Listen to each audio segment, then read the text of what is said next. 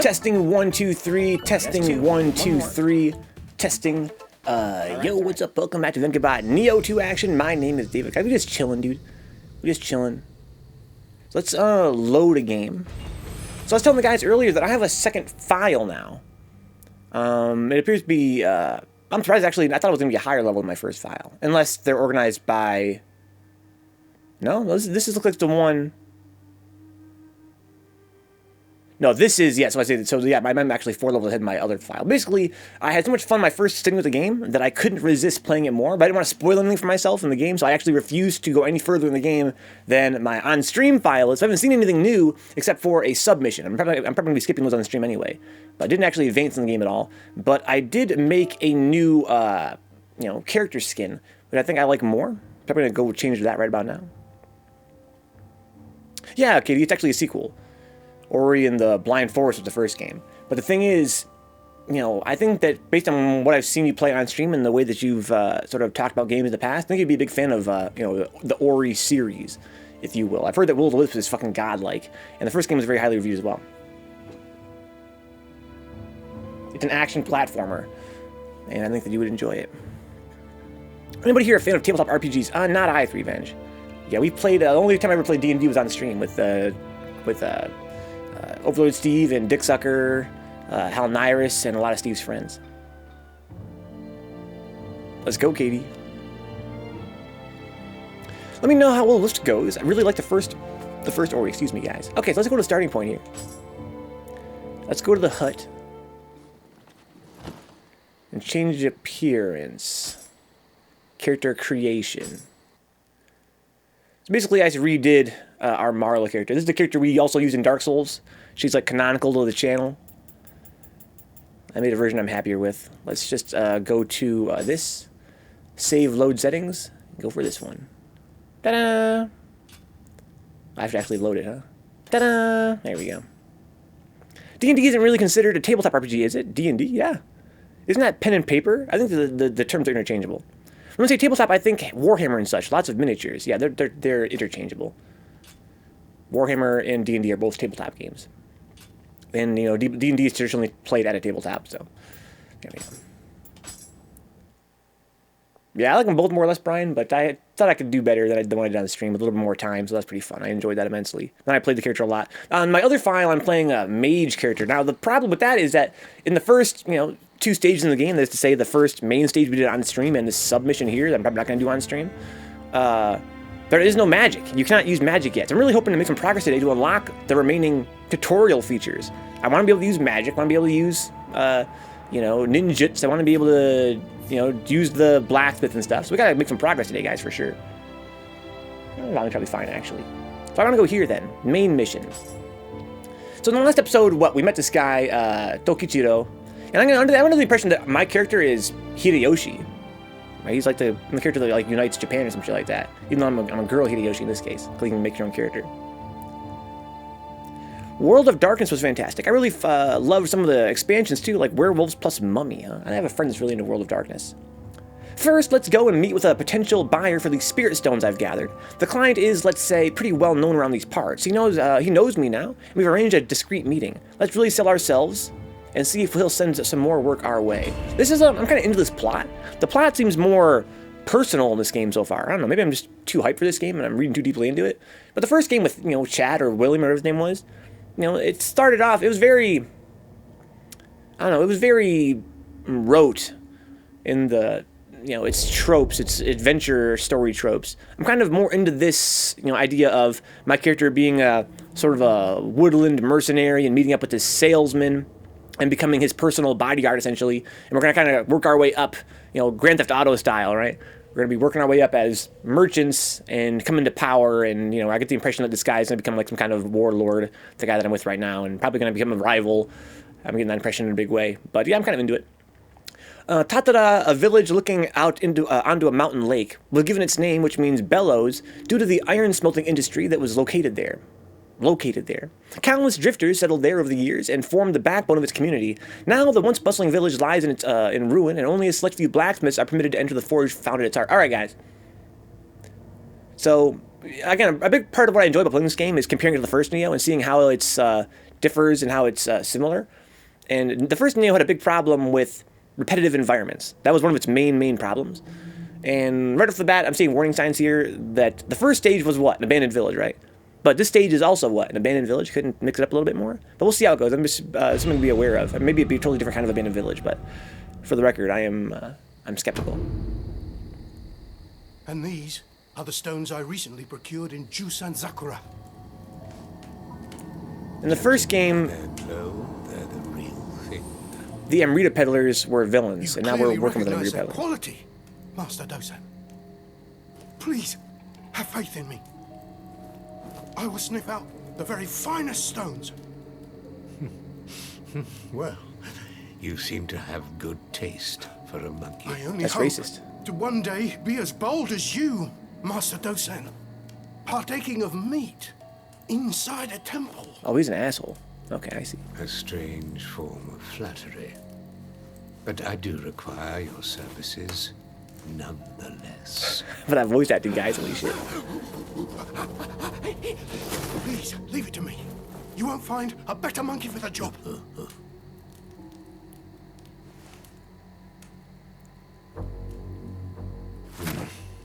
Damn. Want a bite? Sure. If you're offering, I'm kind of hungry, to be honest. Haven't eaten all day. I'm feeling a copy and pasting the link somehow right now, huh? Rumor has it they're releasing one for each day and only each day. Only one day. Changelings, Werewolves, Wraith, and Mage, huh? Their 20th anniversary editions. Oh, sick. That's cool. When you mix the campaigns with other books, you quickly realize just how OP Mages are. Katie, you're into tabletop games? I didn't know that. That's one series that was like ancient Egyptian gods and like that. I can't remember what it was called. But I remember it being especially OP. Hey, what's up, Zanzu? Welcome aboard. Hey, what's up, DC? Yo, Zanzu, this is my game, dude. I'm pumped. Okay, so right off the bat, the environment looks pretty cool. I'm seeing lots of shadow glitches, which is a problem I had with the game's demo. It seems less prevalent in the main game, though. I guess maybe they improved that between the demo and the final game. But it's kind of a little bit distracting. So, KD, from about 17 and 18 to 21, so for about 3 years, you were really into tabletop, huh? Oh, is this the demo stage? I love how this game has like NPCs and talk to in the stage. Kind of fun. That's something that's in the submission as well that we're not going to do on stream. That smithing village Master Dosan told us about should be just up ahead. Apparently, it used to be a pretty lively place. And burning villages seem pretty common, but they don't seem to be the entire stage in most cases, yeah. I kind of like how, at least in the demo, the stages seem to have like a nice flow, like intra-stage variety, right? Like the actual stage itself is large and dynamic as it goes along. If it's a little bit loud, I apologize, guys. Trying to find the right volume. Kind of hard to do right now. Yeah, I think if I had PS4 Pro, like the pop-in, all that weird pop-in glitches and like the shadow glitches and stuff, that was the problem I had with the demo. Hopefully, as time goes on, I'm not quite as distracted by it. But I'm sure if I had a PS4 Pro, it wouldn't be as big of a deal. Maybe on board, Shiva. Everything. They have taken everything from me. I will not let them get away with this. Nice. I really appreciate the English voice acting, not only because it was kind of rough to have it be in Japanese before, having to read text while also like exploring, it was kind of obnoxious. But also, it's not bad voice acting, really. They did a pretty good job so far. I'm really impressed with the voice acting quality overall. Most stages so far change it up. Oh, nice. Happy to hear that. I have a friend who's still on online DM for World of Darkness and D&D. He's been doing it for almost 15 years at this point now. Well, I'm sure that it's one of those kind of things you get really good at, and yeah, I'm sure his players benefit from his experience. So my goal today is to find a Odachi, right? To me, if you will, but please, I beg you. Okay, and the build I'm going for here on the stream is a build that's, you know, typical of our Marla character. Again, we played her for the Dark Souls franchise as well, and her whole thing was giant swords and super heavy armor. So we're going to see how that plays out for us here. In contrast to our Nioh playthrough, where the end of that was all about being really fast. Let's try and go like, you know, mad slow but strong. The axes seem really interesting and flexible. So nice melee and ranged options, huh? Yeah, I actually played Switchglaive off stream, and I remember Dick saying he wasn't a huge fan of Switchglaive, but I felt like it was extremely dynamic. Like, it had really good flexibility in that respect. I think that A lot of weapons in this game are that way. I think it really benefits, you know, this game benefits from the stance system. Compared to Dark Souls, you know, you have that high, low, and mid stance, and it really makes your options more flexible and the gameplay more, you know, more dynamic. I hate to use that word all the time. Just thought the hatchets seemed overtuned. Okay, I think somebody else then dicks. Somebody in the chat said they thought the Switchblade was disappointing. I remember you mentioned you were maining them as well, but I thought that was you. I thought I conflated the two statements. I thought maybe you were maining them and you were kind of sick of them. But yeah, I like Switchblade. I think it's cool. What's up, Ohio? Welcome aboard, Greenbelt.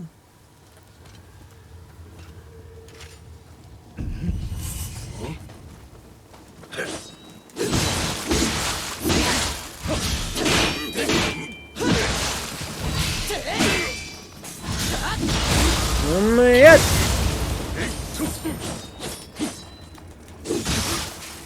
Oh, my stamina. Fuck.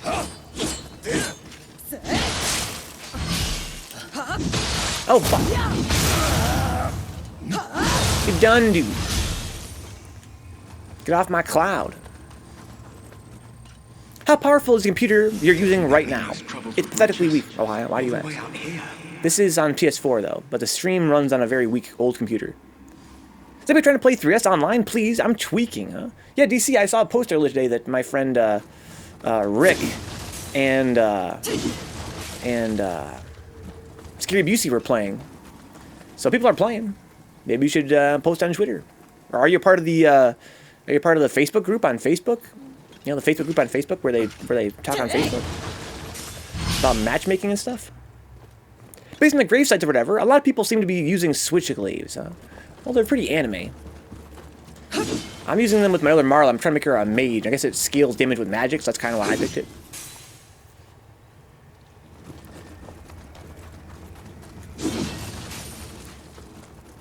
I tried to go to tournaments in Portland, and they didn't even tell us it was canceled. I'm sorry, Grainbelt. That's really annoying. Hope they didn't travel too far. I like to Odachi you, not that I play this. Do you play the game, Zanzu?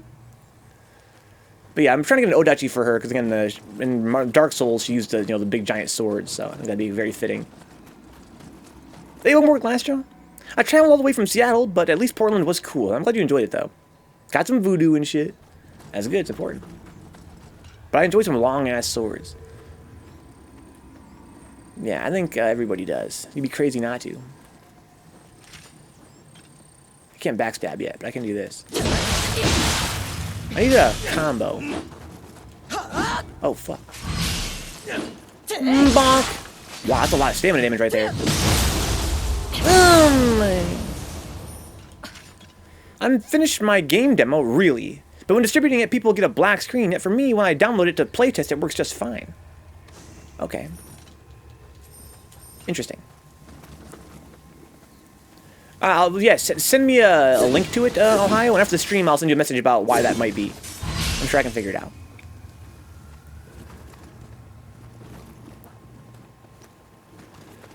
Hey there, ho there.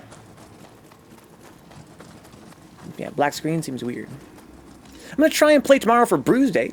My homie has a PS4. Now that back in the States, we can run some sets. Is there a tournament again tomorrow or just casuals? A little bit of both, Greenbelt. It's going to be sort of like a casual tournament. It's not going to be like a big... I haven't really promoted it that hard. But I'm going to run a tournament tomorrow of whoever shows up.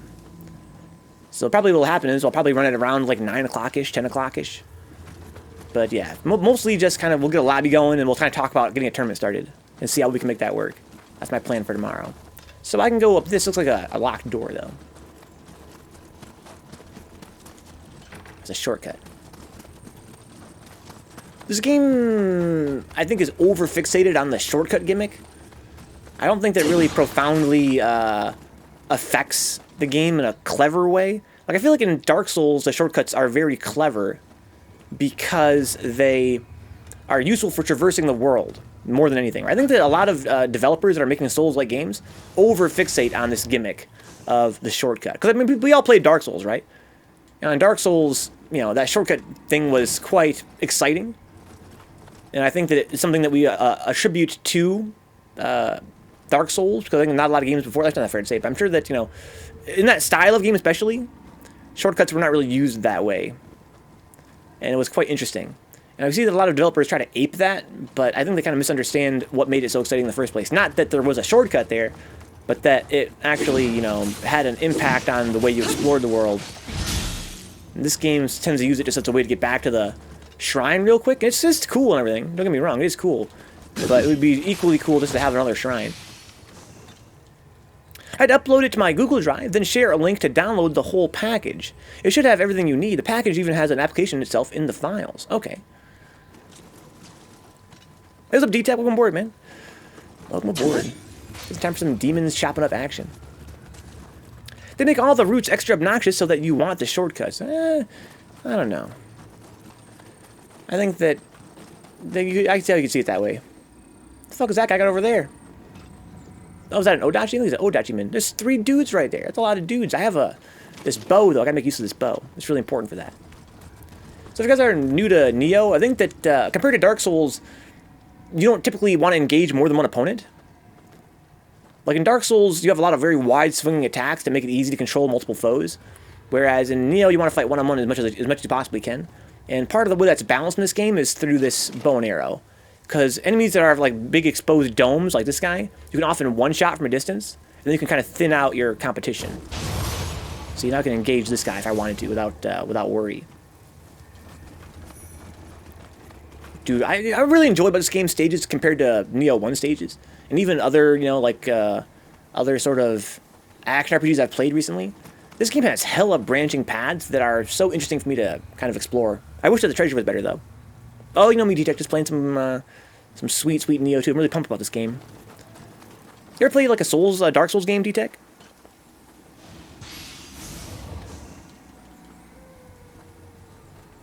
Tomorrow, Venka, we'll play. Maybe I'll play later if you're still on Glass, John. Give me a bit, but I'm done. Good stuff, dude. So hopefully you guys can make a love connection. I hate to see guys jonesing for 3S and not being able to play it. The reason why people got excited about the shortcuts in Dark Souls is because you got it like when you're already 30 hours in the game. That's another reason, yeah. But I think you're thinking mostly of like fast travel. That's the reason I got so annoyed at the shortcuts, huh? You got Rolly Cat. I like the setup and look / gameplay of this game. Yeah. I think this game really is realizing more what the first Nioh like wanted to be in terms of its graphical presentation. But also this game takes place many years before the first Nioh. So we actually are in a different period in Japan's history. I wish I could backstab.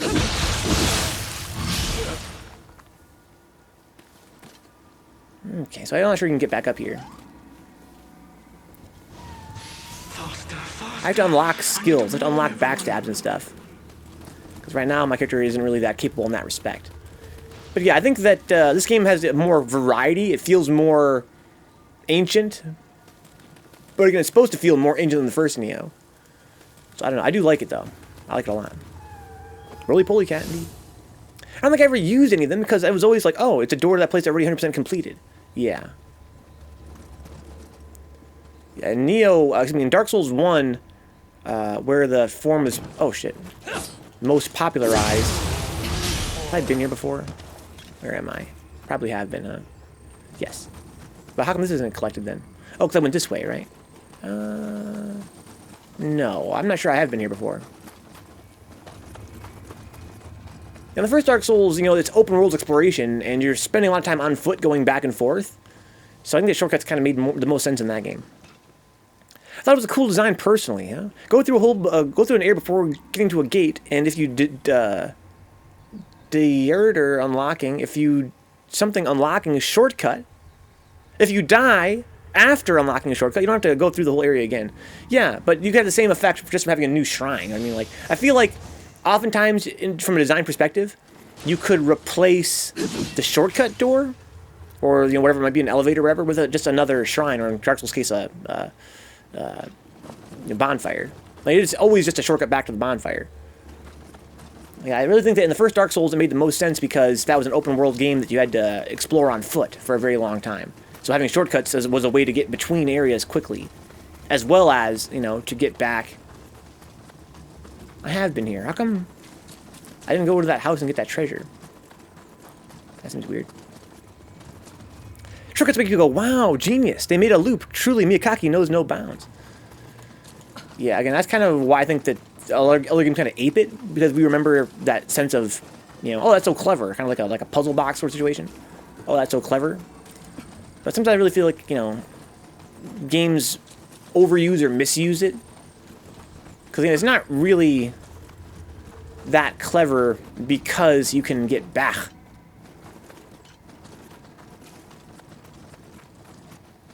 Oh, okay. Well, there's sure a lot of ways I can go. Oh yeah, there's this guy, right? And I went up there. Hey, bud. Son of a bitch.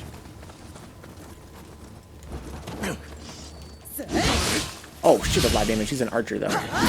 You could abuse their AI like that in Nioh 1. I wish they had fixed that. So, basically, enemies in this game that have bows and arrows, or guns, they have to, when you're far away, they draw their weapon. Right? So they want to shoot you or whatever. And that makes sense, except that they cannot quickly go between their gun and their sword. So you can actually abuse their AI very easily by just walking in and out of their gun range, because they will just keep pulling out their gun and putting out their sword repeatedly, and you can just use that time to get free hits on them, because it takes forever for them to do it. Like, they need to either draw their sword much sooner, or they need to be able to draw their sword instantly. Like a hunter in WoW Classic, abuse the dead zone, yeah. If you do it twice, they should start just hitting you with the bow, yeah. Yeah, I think that, you know, I mean, canonically, if they were a capable warrior, if they're really at risk in that respect, if they have their gun out, they should put their gun away much sooner and only shoot when you're much farther. Right? Or again, you know, just from a gameplay perspective, if they want to make it more challenging, they could just, you know, have him be able to draw his sword instantly. Like, you know, when you're trying to attack me blacks with his sword. But instead, he's actually stuck in the animation. It's actually a vulnerable animation of him putting his sword away and pulling his gun out and vice versa. So it's just like, just go up there and bait it and then hit him. Or block with gun slash bow. There's that too, Zanzu. Yeah, maybe block with that and then pull a sword out. But in any case, it's kind of whack. Not gonna lie. But then again, you could also argue that they're not meant to be challenging foes. Oh, but then get the triple-double argument of, you know, Nioh 1 had a big problem with this idea of, okay, well, maybe this foe's not meant to be challenging. Maybe he's meant to be backup for somebody else. Right? Yeah, that's what I'm kind of talking about, Cool Hand. Like, maybe it's supposed to be easy to kill him because he's just an archer. If you reach him, then you can kill him. But the problem with that, a big problem that Nioh had, was that there were many foes like that seemed that they were like filler enemies, but they were oftentimes just chilling by themselves. They weren't anybody's backup. They were just there to be your primary opponent in this area. So it was pretty whack. So to answer your question, Coolahan, under certain circumstances, yes. If that was an intentional decision to make it that much easier to kill them, that's cool, but don't have them be the guy that I'm here to kill. That seems stupid. But there are guards for bows, huh? Zanzu would know. He's Swedish. One thing I've learned over my time, you know, on the internet talking with Europeans, is that Nords always know all about swords and bows and axes and things like that. I think it was probably a required class in Zanzu's school, right?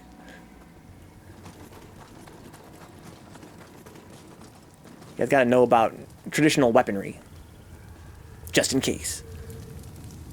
That's true, Dix, you're right. This is pretty cool.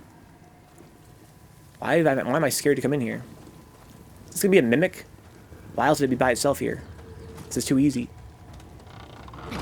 No, there's a treasure there. Oh, Swedish. I thought he was at least something civilized like a Bulgarian or whatever. No, he's a Swede. Hence the Team Zan logo. Zanzu would know. He's Swedish, exactly. That's what I'm saying. Zanzu would know, dude. Nioh would certainly know. Njord was doing, let's go, Zanzu.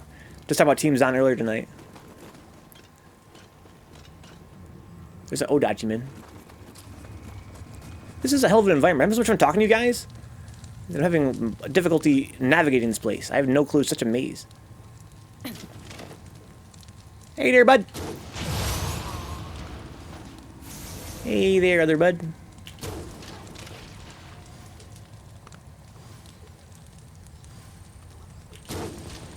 What a whiff. Who are you circling, bro? You don't know what you don't even know what you're circling. It's a nice vantage point. I have 7 more arrows left, and I think 6 more divine arrows that are way more powerful. You have the worst accent on this planet. You think Zanzu's a terrible accent? You haven't heard Zanzu's accent then. One thing I found is that not all Swedes sound the same. I can't aim any lower than that. What's the worst accent you think sounds? Was it Pumpy? I love all accents. To me, all accents are fucking cool.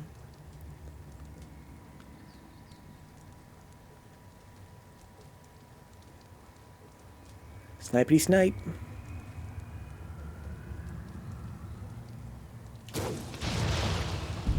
What? What the fuck? I found on our let's see, it was on my oh fuck, you son of a bitch. This guy's behind this tree, can't even see him. Ow, fuck.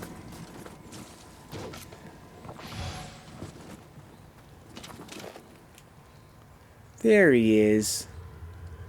They're gonna hit him past this cliff here. I wish it was more sensitive. If it was, maybe it'd be a little less balanced, though. There we go.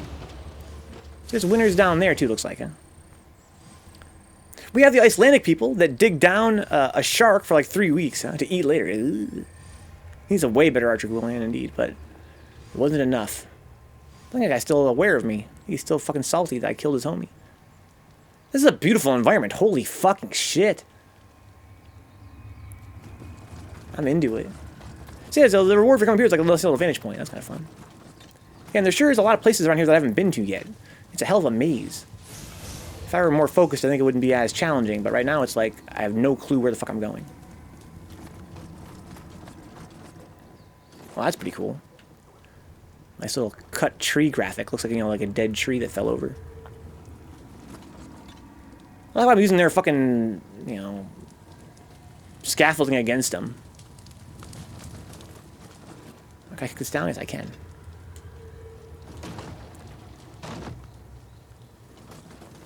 Okay. Aha.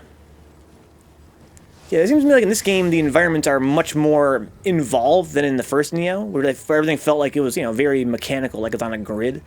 This game, it feels more exciting and organic. And I'm really excited about that. Among other things, this game seems to do so much better than the first game.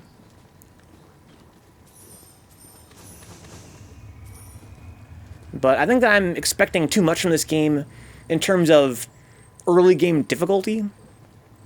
Because I gotta appreciate the fact that, you know, for a lot of guys, it's their first Nioh game.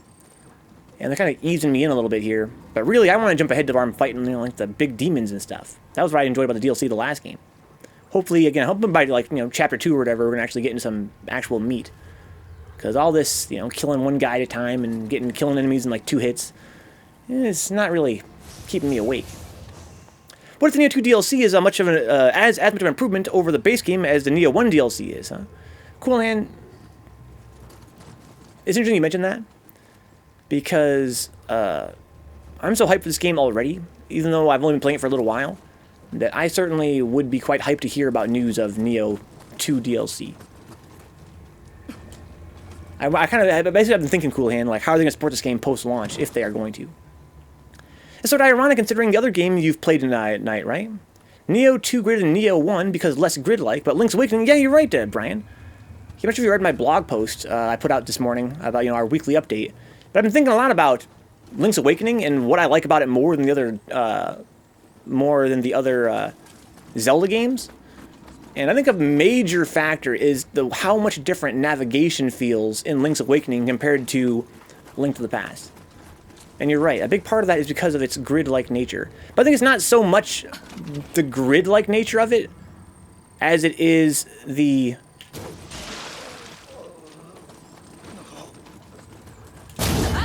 Got him. As it is the compactness of it. You know what I'm saying, Brandon? I think it's not so much the grid. I mean, the grid is a factor in it. I think it makes it easier to navigate. But also, I think that the grid format of Zelda makes each screen feel more interesting, right? It's like more care was put. Like every screen is its own little piece of art. What the fuck? This guy's taking a nap.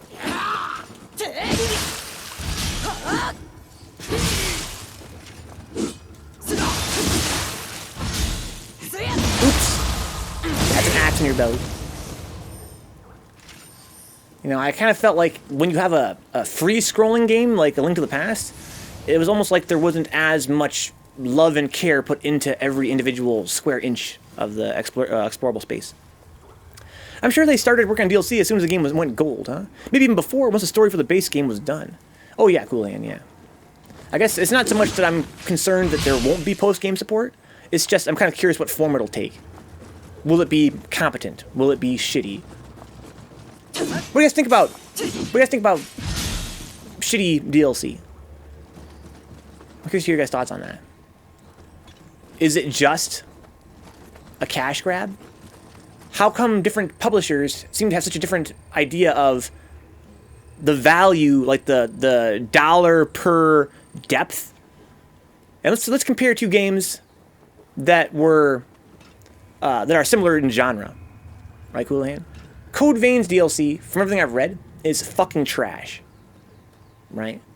It's just a bunch of recycled enemies in a map that was put together in the most basic map editor that game has access to, which you see a lot of in the main game as well, but in the main game you're not paying extra for it. And basically all it is one new boss, and you're paying $10 for it. Whereas Nioh 1's DLC was many new stages, each of which were very long, lots of new bosses, and even new entire weapon types and stuff. So they felt more like small expansions, and they're the same price. And you see a lot, in like the gaming news and gaming media about how games release DLC, and sometimes it's like great, other times it's really, really bad, like so bad, almost like it's again you could call it predatory, obviously, but I'm talking like the publishers knew that it was sort of bad, like it just wasn't good.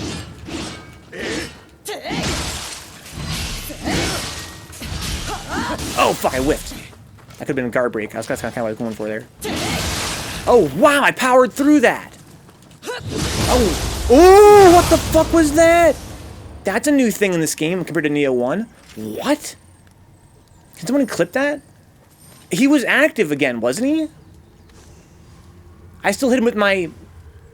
I think that when I hit the grapple, and my guy started the animation, like to swing for it, I think that it was committed to being a grapple at that point. In Nioh 1, if you went for a grapple and they recovered before you could hit them with it, it would just count as a normal hit. In this game, it seemed like because I started the grapple, even though he was actually moving, he was free, it hit him, and so it still counted as a grapple. That's interesting. So Cool only ever buys good DLC. He bought it twice and it was both excellent, huh? But I'd be crushed if I bought DLC and it was really bad. DLC's so interesting. I think, it's obviously there are pros and cons. Some would argue mostly cons to this DLC culture we live in now. But it is interesting. You can't argue with that. It's definitely something that our generation is definitely sort of exploring with video games. What about promised DLC that never gets released because the game underperforms, huh? Yet they sold a season pass at launch to people that never get their money's worth. That's the worst. Brian, I agree that's the worst, but here's my follow-up question. How many games have done that? Because whenever I see a season pass, that's always my first instinct is to be like, oh shit, how can they be so sure the DLC is going to all launch?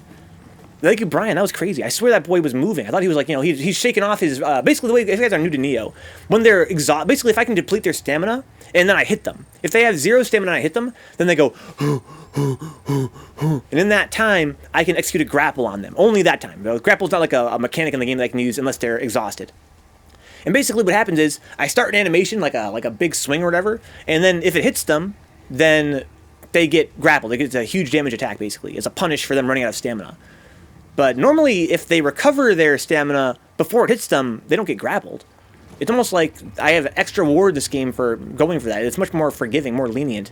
But I think ties into this game's design because I've kind of noticed that they're going for more situations than in the first game. I think this game's taking design cues from Ninja Gaiden 2 and 3 by the same developer, where the first Nioh only had one-on-one fights for the most part. And it was very obnoxious.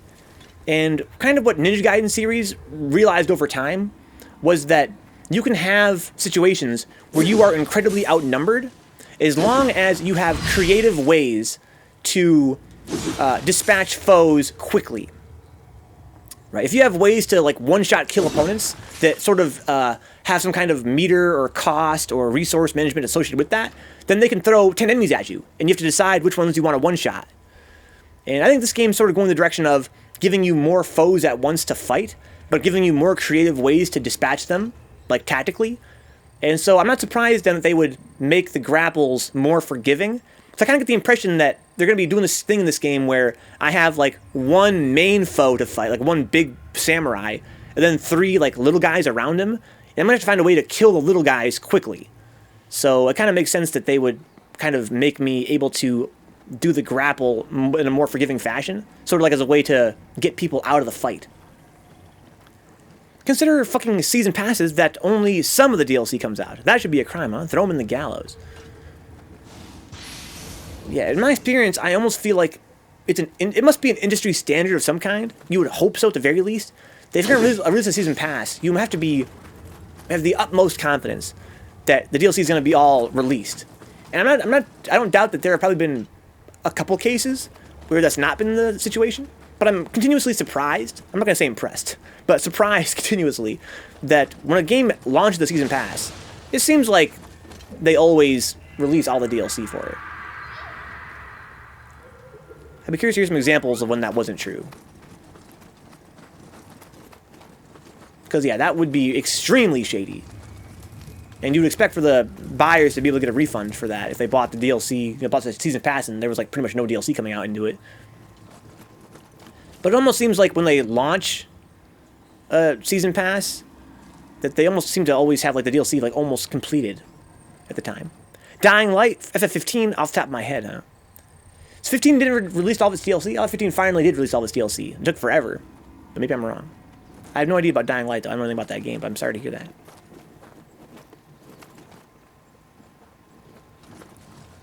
What did the season pass promise for FF15 that didn't come out?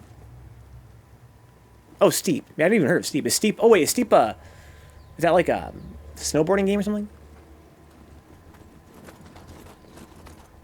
Dick says Dying Light had more DLC?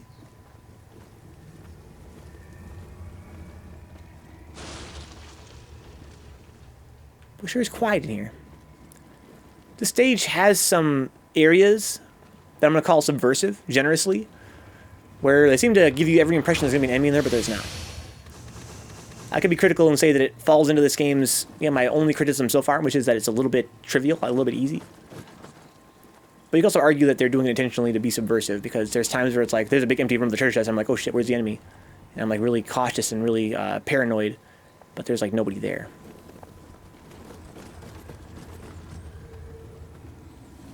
So these blue shrines give you an AI partner. That's kind of the idea. From what I recall, most folks liked the FF15 DLC. The individual stories of the boy band that's set of a main character, like, oh yeah, I don't doubt people liked it. We're talking about situations where the season pass did not contain all that was promised. Situations where, a DLC was advertised as part of a season pass and did not come to be. FF15 was quoted as one of those situations. Oh. This guy just chilling there. Come fight me before your boy sees me. So high stance heavy attacks drain a lot of stamina on hit or block. Trying to deplete his stamina. Season Pass didn't fail to include something that it should have. Oh, okay. So you should talk about shitty DLC, perhaps.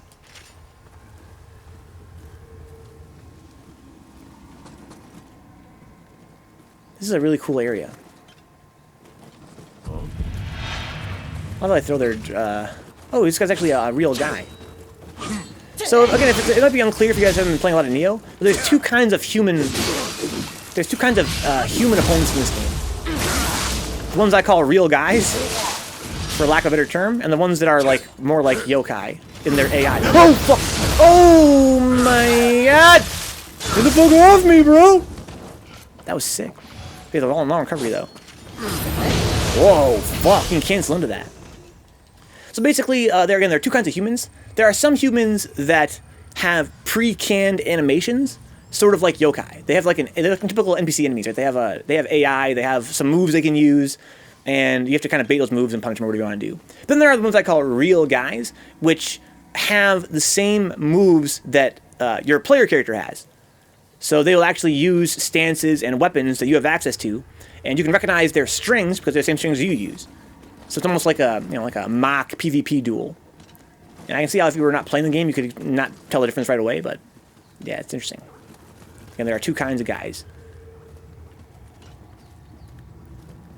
When I worked at a game store, it happened more often than you'd think, huh? But that was so long ago that I can't remember any certain examples, huh? And also, that kind of was the Wild West of DLC as well, still back in the day. I guess it annoys me more because the very first day I read about the first season pass, I said, motherfuckers will absolutely change this, so it doesn't include DLC at some point, huh? And then that exact thing happened. But the original idea was pay now, get all DLC we release. Yes, I remember that too, cool. And I remember being mad pissed about that. I mean, it's one of the things that they have successfully normalized, which I fucking hate about the fucking game industry. That's another reason why I feel like, we have to kind of push back as consumers a lot of the time, because they're always trying to normalize some shit. They're always trying to not only give you less, but sell it in a way that, makes it so the next time they don't got to worry about doing it, half as good. But for sure, now when we see a season pass, we pretty much understand that it's not going to be all the DLC.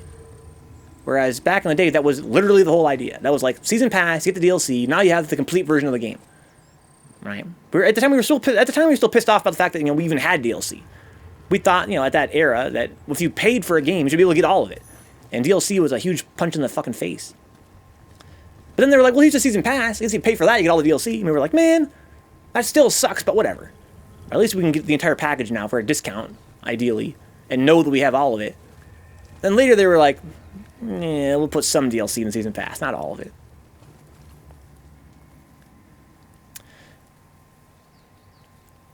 But that was the time where season passes had just become a thing, and so many games were doing them for upsell opportunities at launch, yeah. It was basically to prevent you from playing one, thinking it's bad, and not buying the rest. Pretty much cool, and you're right. Might be missing something since it's been a while, but weren't both the Following and Bozak Horde the only big DLC Dying Light had? Besides all the random cosmetic stuff. I didn't know Dix was so into Dying Light. I remember customers being pissed about it because they paid for shit that never got released. You can buy it individually, Dix, usually. Sometimes season passes have exclusives, which is annoying. Other times, you get a discount, which is also good for the season pass. Basically, season pass is the pre-order for DLC. You guys agree with that? I've talked before about how I feel like pre-orders are a predatory practice because they're trying to normalize the idea of paying publishers before you have any idea what the game is actually like. And you can just, wait to buy the game and have the exact same experience. And so to sort of offset that argument, they started to offer exclusives for pre-orders to sort of pressure you into doing it and not just waiting. And the season pass is very much like a pre-order for DLC. You buy it before the DLC exists. And it might have exclusives and or a discount to encourage you to do that.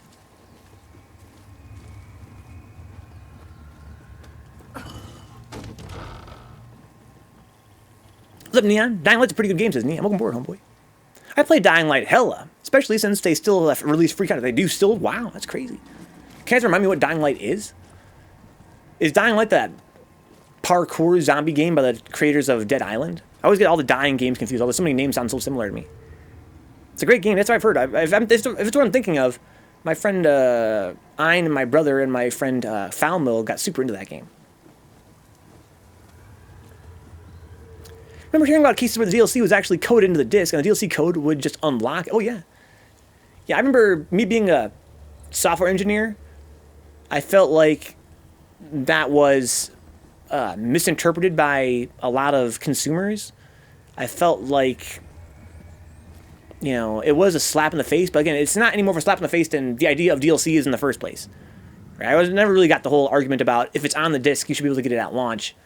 It was more like, it's more about the publisher's rights to sell you the game piecemeal, right? If we've given them the right to sell you the game piecemeal, which we have, then I don't see the difference between it being on the disc or not being on the disc. But that was a big controversy for a while. I've actually purchased download, but I found out you can do co-op or Dying Light. So I'm actually waiting for the wife to buy it so we can play together. Nice.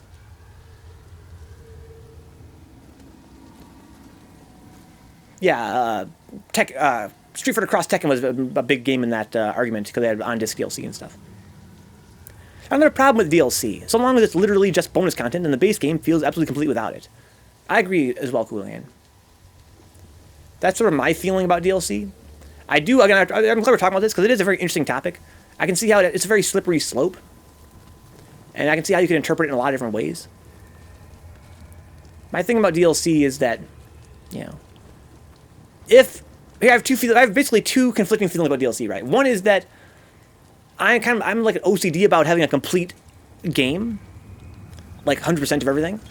And so it's frustrating for me to buy a game knowing it has DLC and feeling like I'm not going to have everything in it unless I pay extra. Go find her. That's annoying to me. But I also feel like, again, from a capitalist perspective, from a creative perspective, you know, if the game is complete on its own, like you mentioned, Cool Hand, if the game is, especially if it's really good, then I have no problem buying DLC. If it's a game that I love and I want to support more, I'll happily buy more of it. Especially if you want to discount, let's say, the main game and sell it to me piecemeal, whatever.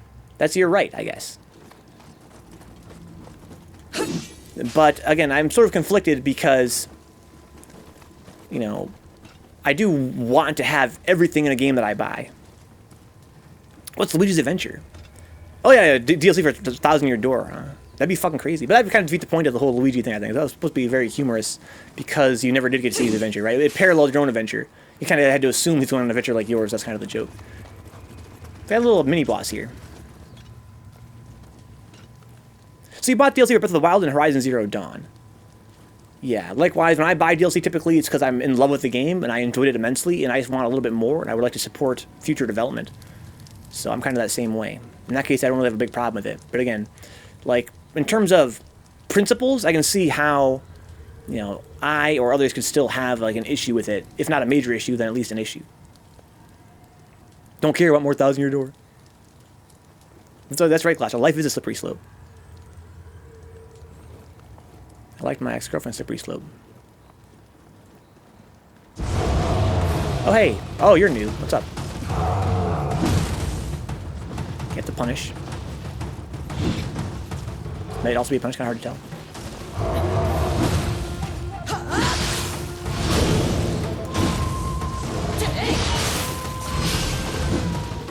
This guy doesn't seem that bad. He's got very high health, though.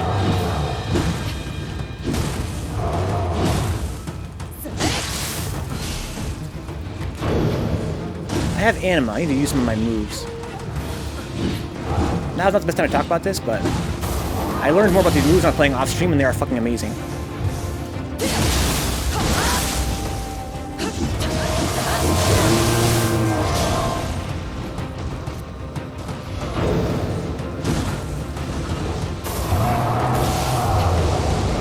Oh, you son of a bitch! It's okay though.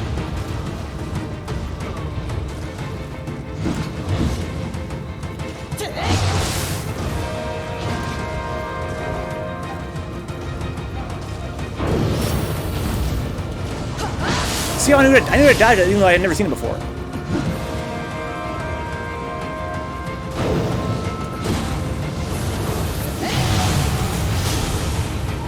That's what I find interesting about character action games in general. I don't know the technical term for it, but I call it the rubber band effect. How is it that I saw that move for the first time just then, and something about its startup, the way it was telegraphed to me, conveyed to me when it was going to hit exactly. Something about the way that the swing kind of, it starts fast, then it slows down toward the end, I think. I found that kind of fascinating. I think that, I felt like that was a big difference between Dark Souls 1 and 2. In Dark Souls 2, and Dark Souls 1, I feel like the shield was more important because oftentimes it was very difficult to predict when an attack would hit you.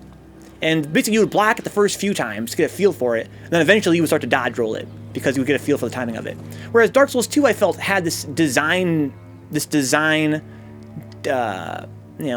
fundamental difference of the design in combat, where I found that it was much easier to understand when attacks would hit you, therefore making it much easier to dodge, just from looking at their animation. There's something kind of sort of profound about the way they were animated that made it clear how to dodge them. Anyway, I want to talk a little bit more about this game's mechanics, if you guys don't mind. Did I ever talk to the green rat thing and get my investment back? Did I, Brian? I don't quite remember, but I'm sure you remember better than me. I need to call up some CEOs and be like, bro, I'm going to make you so rich, bro. and pitching my idea just so I can play it. It's a good idea, Google. You should probably try that. Dix attempted to switch off of burst counter and used a brute one instead, huh? It's hard to tell what attack they're about to use when when there's a fucking bright red flash in the way, huh? There is that aspect as well. I wonder if they're going to change that as time goes on. It's not. I don't find it to be a huge factor, but it is a factor, right? It's kind of annoying to an extent. But I kind of think that it's also important as a way to convey very clearly, no matter what camera angle you have, that they're doing a burst move. I think it's kind of ingenious in that respect. But yeah, so I didn't mention this before, but I did in my off-stream game, I came to understand more profoundly the way that the yokai moves work, and I'm all about it. Now, in the last stream, I mentioned that these yokai moves, like like this, I thought they were kind of corny. I was like, oh, okay, it's just one more move I can use. The game already has too many moves, right? Like the developer, I said at the time, they had a fetish for giving you more and more moves to use, and that they weren't really that profound. But what's really cool about these yokai moves, and which I misunderstood the first time, you can go back and rewatch the footage of the last stream, I thought they were related to your Amrita gain. Because, in the last game you had Living Weapon, and this game you have yokai form, and they're based on how much Amrita you acquire. So the more Amrita you get, the faster your gauge builds up. Once it's full, you can use your Living Weapon, or in this game, your yokai form. Yokai, whatever they call it in this game, yokai switch or whatever. And I thought that the yokai moves were also based on that. They had like timers between when you could use them, based on when how much Amrita you were collecting. But no, I'm totally wrong about that. I confused the Amrita with the other brand new resource starts with an A, anima, right? That third bar I have. So the yokai moves consume anima. So that means that allows them to be extra good. They have, they have good reach, good damage, good hitboxes, whatever you want, or come out fast, whatever. But they consume this new resource, which you get, I think, for fighting opponents. I'm not sure if it's per hit or something like that. But basically, it consumes this other bar you have. And what's also interesting about them is that they reduce a yokai's max ki. So it makes it much easier to exhaust them, which gives them a whole new tactical perspective, right? Like, use them against a strong yokai to make them more prone to being exhausted. That's really fun. And finally, they are powered up along with your yokai form when you are in the yokai realm, including that yokai world effect, where the entire world becomes, yokai-ish. It powers up how much anima you collect per hit, so you get to use your yokai moves more, and they become more effective. So I'm really in love with the idea right now of these yokai moves. There's, I guess, a whole bunch of them in the game. They have different tactical purposes. Again, the one I'm using right now is like a long-range attack. I have another one that's like a big swing, and that hits like multiple foes. And the fact that it's tied to this anima bar that also is consumed by your burst counter, I think is really fucking cool. Yeah, he had a long story about his struggles and the oils. Yeah, I remember that. I remember his story. I remember getting the money back for that. I guess he did, huh? A lot of enemy burst moves have similar startups, but really different parry timings. Yes. Yeah, I do think, Dix, that for the most part in this game, I found that you kind of have to dodge, kind of like I said about Dark Souls, where you have to avoid these burst moves the first few times before you start going for the burst counter, if you're trying to parry it. But again, not necessarily always. I was kind of impressed by that one grab he did where it was sort of like conveyed to me. I dodged it first try because I kind of could feel how it was going to come toward me. But yeah, Dix, no joke. I've been experimenting off stream with all the different burst moves. I can see they have their own respective perks, right? They have their own perks. They have their own pros and cons. And for sure, the pro of the brute one is that it's very easy, right? It's very easy. Just when you see them flash red, smack them. But I think that the idea behind the Phantom one, Dix, is that it comes out way faster, right? Because the thing about the burst one is a very long startup. He's like, right? So the cool thing about the Phantom one is that if it's a very fast burst attack, or if it's you react late, it's better to have a very fast startup counter. Yes, it's tied to a Guardian Spirit type, Dix. Yeah, there's whether you choose the wolf is the brute. The shark is the phantom, and the bird is the what do they call it? Feral. And as you get new divine beings, they all have their own types. Yeah, you gotta change your Guardian Spirit, yeah, Dix. The reason you may not remember it, getting the money, is because I think you already had a bunch of money, yeah. Yeah. But yeah, I'm really enjoying... I also noticed, guys, that in this game, I'm not sure it's true in Nioh 1, maybe you can help with this, Dix, But I noticed in this game, when you sheath your yokai form, you keep your Amrita gauge that you had left behind. That is so profound. It's such a profound, impact on the actual, like, pace of the game insofar as how you use your yokai form. I'm pretty sure that in the first game, if you used your Devil Trigger, your living weapon, it was gone. It was gone. Even if you ended it early, it was gone. In this game, if you only use half of it and then sheath it, you keep half of it. What's up, Juan Zombo? Welcome aboard, dude. Yeah, you still can't pop it unless you have a full bar. But by ending it early, you can get that full bar quicker, which allows you to kind of take advantage of the yokai form more liberally. You can use it on one set of foes, then turn it off, and still have meter left over. But I noticed that because the Phantom one has that teleporting move. So basically, I didn't show it on stream yet, but the Phantom yokai form has a move. Its central gimmick is that it can teleport to things. It can teleport to its opponents, which is kind of cool. But what's more interesting than that is that you can use it outside of battle. So let's say there's a guy up on that, up on this tower, right? I can pop my Phantom yokai. I can aim at him. It has the same UI as the arrow does. I aim at him. I fire my arrow essentially, and then I teleport to him. So I can actually use it for traversal. So when I heard about that, I was like, they want me to use it outside of battle? That's interesting. And I thought that would only make sense if you could turn it off without actually having to consume all of it. And you can. You can turn it off without having to consume all of it. So it's kind of crazy. It really adds a lot of depth, I feel, to the way you're going to deal with your Devil Trigger in this game. And yeah, I really do like all the gimmicks for the different yokai forms. The feral one can dodge in the middle of a combo. He can cancel his recovery with a dodge, which means you can just go the fuck in. Which is sort of like his gimmick. Like, don't get hit, but go the fuck in with really fast attacks. The Phantom one, again, he can teleport around and stuff. I'm not totally sure what its purpose is yet, like, in combat. It doesn't seem to be that capable in combat. I'm not sure if it has, like, unlimited... It's supposed to be, like, a magic one. I'm not sure if it has, like, unlimited Onmyoji magic or something like that. But it seems like it's, it teleports around. And that's kind of cool, outside of battle especially. And it has that, it has the parry, which is, again, probably the best one to use if you're trying to parry things late. Or quickly. And the feral one, its burst counter is like kind of like a dodge, which is kind of cool. And again, the burst, his whole gimmick seems to be that it has very high poise. You can't interrupt its moves. And furthermore, it has that brute burst counter, which seems to be the easiest to use. It just says "fuck you," so it's kind of like the "fuck you" button, which sort of I think is kind of cool. So I have been here by now, right? I was down there. I'm sure I was. Can I jump over there? No. Oh, I'm actually dead. Son of a gun!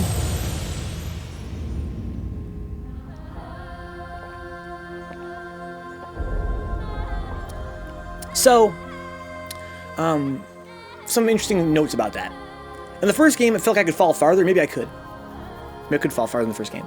But also, this game has a mechanic where the heavier armor you wear, the more damage you take from falls. And I'm wearing very heavy armor. So that could very well be why I died. Compared to my other Nioh 1 playthrough where I mostly wore ninja armor. Alright, so I have a problem now. And that problem is I don't know where my souls are because I don't really understand, don't really understand this area's environment that well. I should probably level up then, huh? While I'm here. This is one of those human guys, and he actually has a stance. I might... Oh, we got a bunch of stamina back. So. Oh, fucker. Block this. Thank you.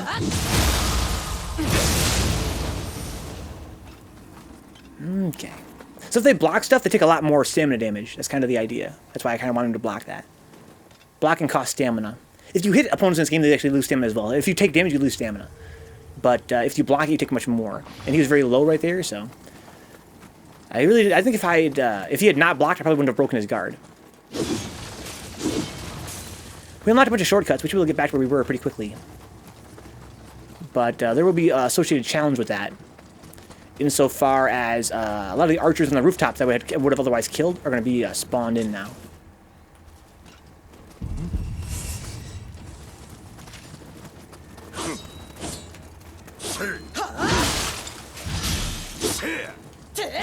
Got him.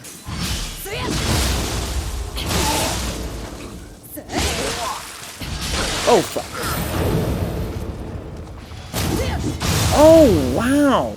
I noticed last time they did that he seemed to be in his, like, his vulnerable stance. And he was. That was a free grapple, which means this game's introducing the idea of grapple situations that are distinct from me having to deplete their key. You know what I mean? Some moves leave them vulnerable afterward, giving me a free grapple. I was in the wrong stance. These ones are not a real guy. This is one of the yokai-esque humans that just has pre-canned attacks.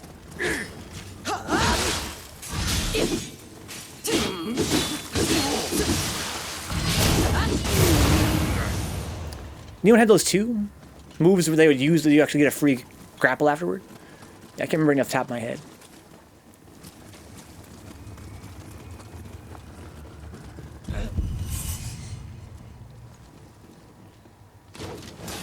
I can actually walk while using this.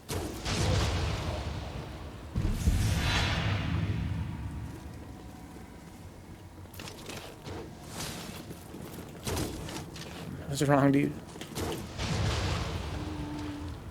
Okay, so there's a dude right there.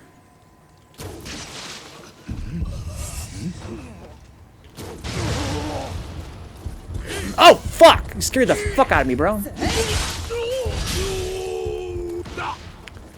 Dudes are coming. Wait for the host counter on board, man. Best example was the weird pickaxe zombies. They had that dive attack. I never realized I could grapple them when they did that. I always just attack them normally.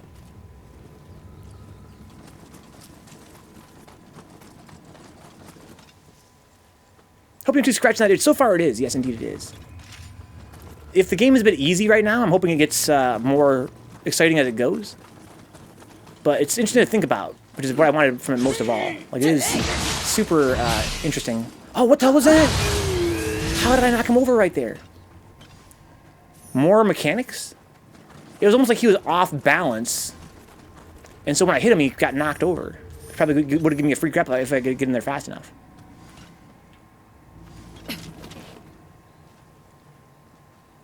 Enemies that have helmets can't be headshotted. It deflects off their helmet, which is kind of cool.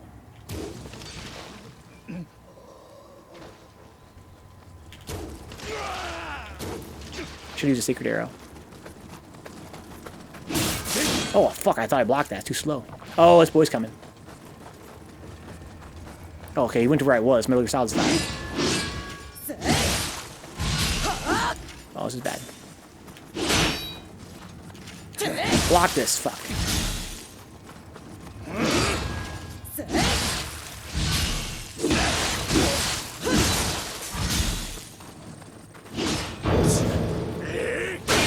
Oh my! I just lost all my souls. Don't fuck with that move.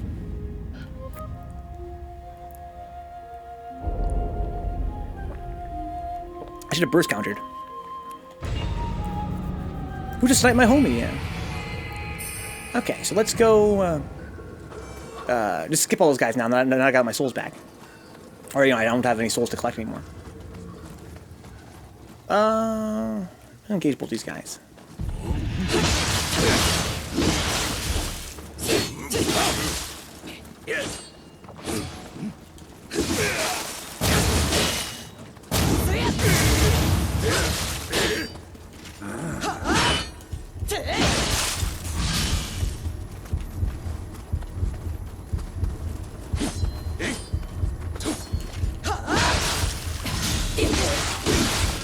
Got him.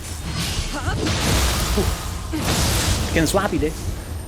Yeah, I'm in my mind. I thought I had the. And I'm still thinking that I have the Phantom counter from my off-stream playthrough, where we kind of pointed out I need to be much more liberal with my burst counter because I have the easy one. Just gotta fuck them up. Disgaea 5. I'm a huge fan of the Disgaea franchise, Brian, but I've been boycotting Nipponchi Software America for a very long time. Haven't been able to play any Disgaea for a minute. This seems to be a much better way to complete the stamina. 1, 2, 3. Whoa, my God. Who are you not boycotting? Quite a few people, but I'm also boycotting quite a lot of publishers. Why? 2 reasons. One is that they refuse to patch The Witch and Hundred Knight, right, on PS3. That game was a game where the entire premise of the mechanic, the main mechanic was to reward you for going as long as possible without saving. That was the core mechanic of the game, and it had insane issues with crashing. It would crash all the time, and there was a huge push on their forum that had the developers and their community leaders wound up for a very long time, and the final result was them just saying, "We're not going to patch it, guys. We hate to tell you guys this, but it's just resource-wise, we don't have the resources to fix the game. This is not going to happen, so don't get your hopes up." And that was quite disrespectful to me. Around that same time, this is literally the same era, they put out another game. I don't remember the name of it, but it was a game that was advertised as having subtitles and a dub. And if you're not familiar with Nipponchi Software, they're a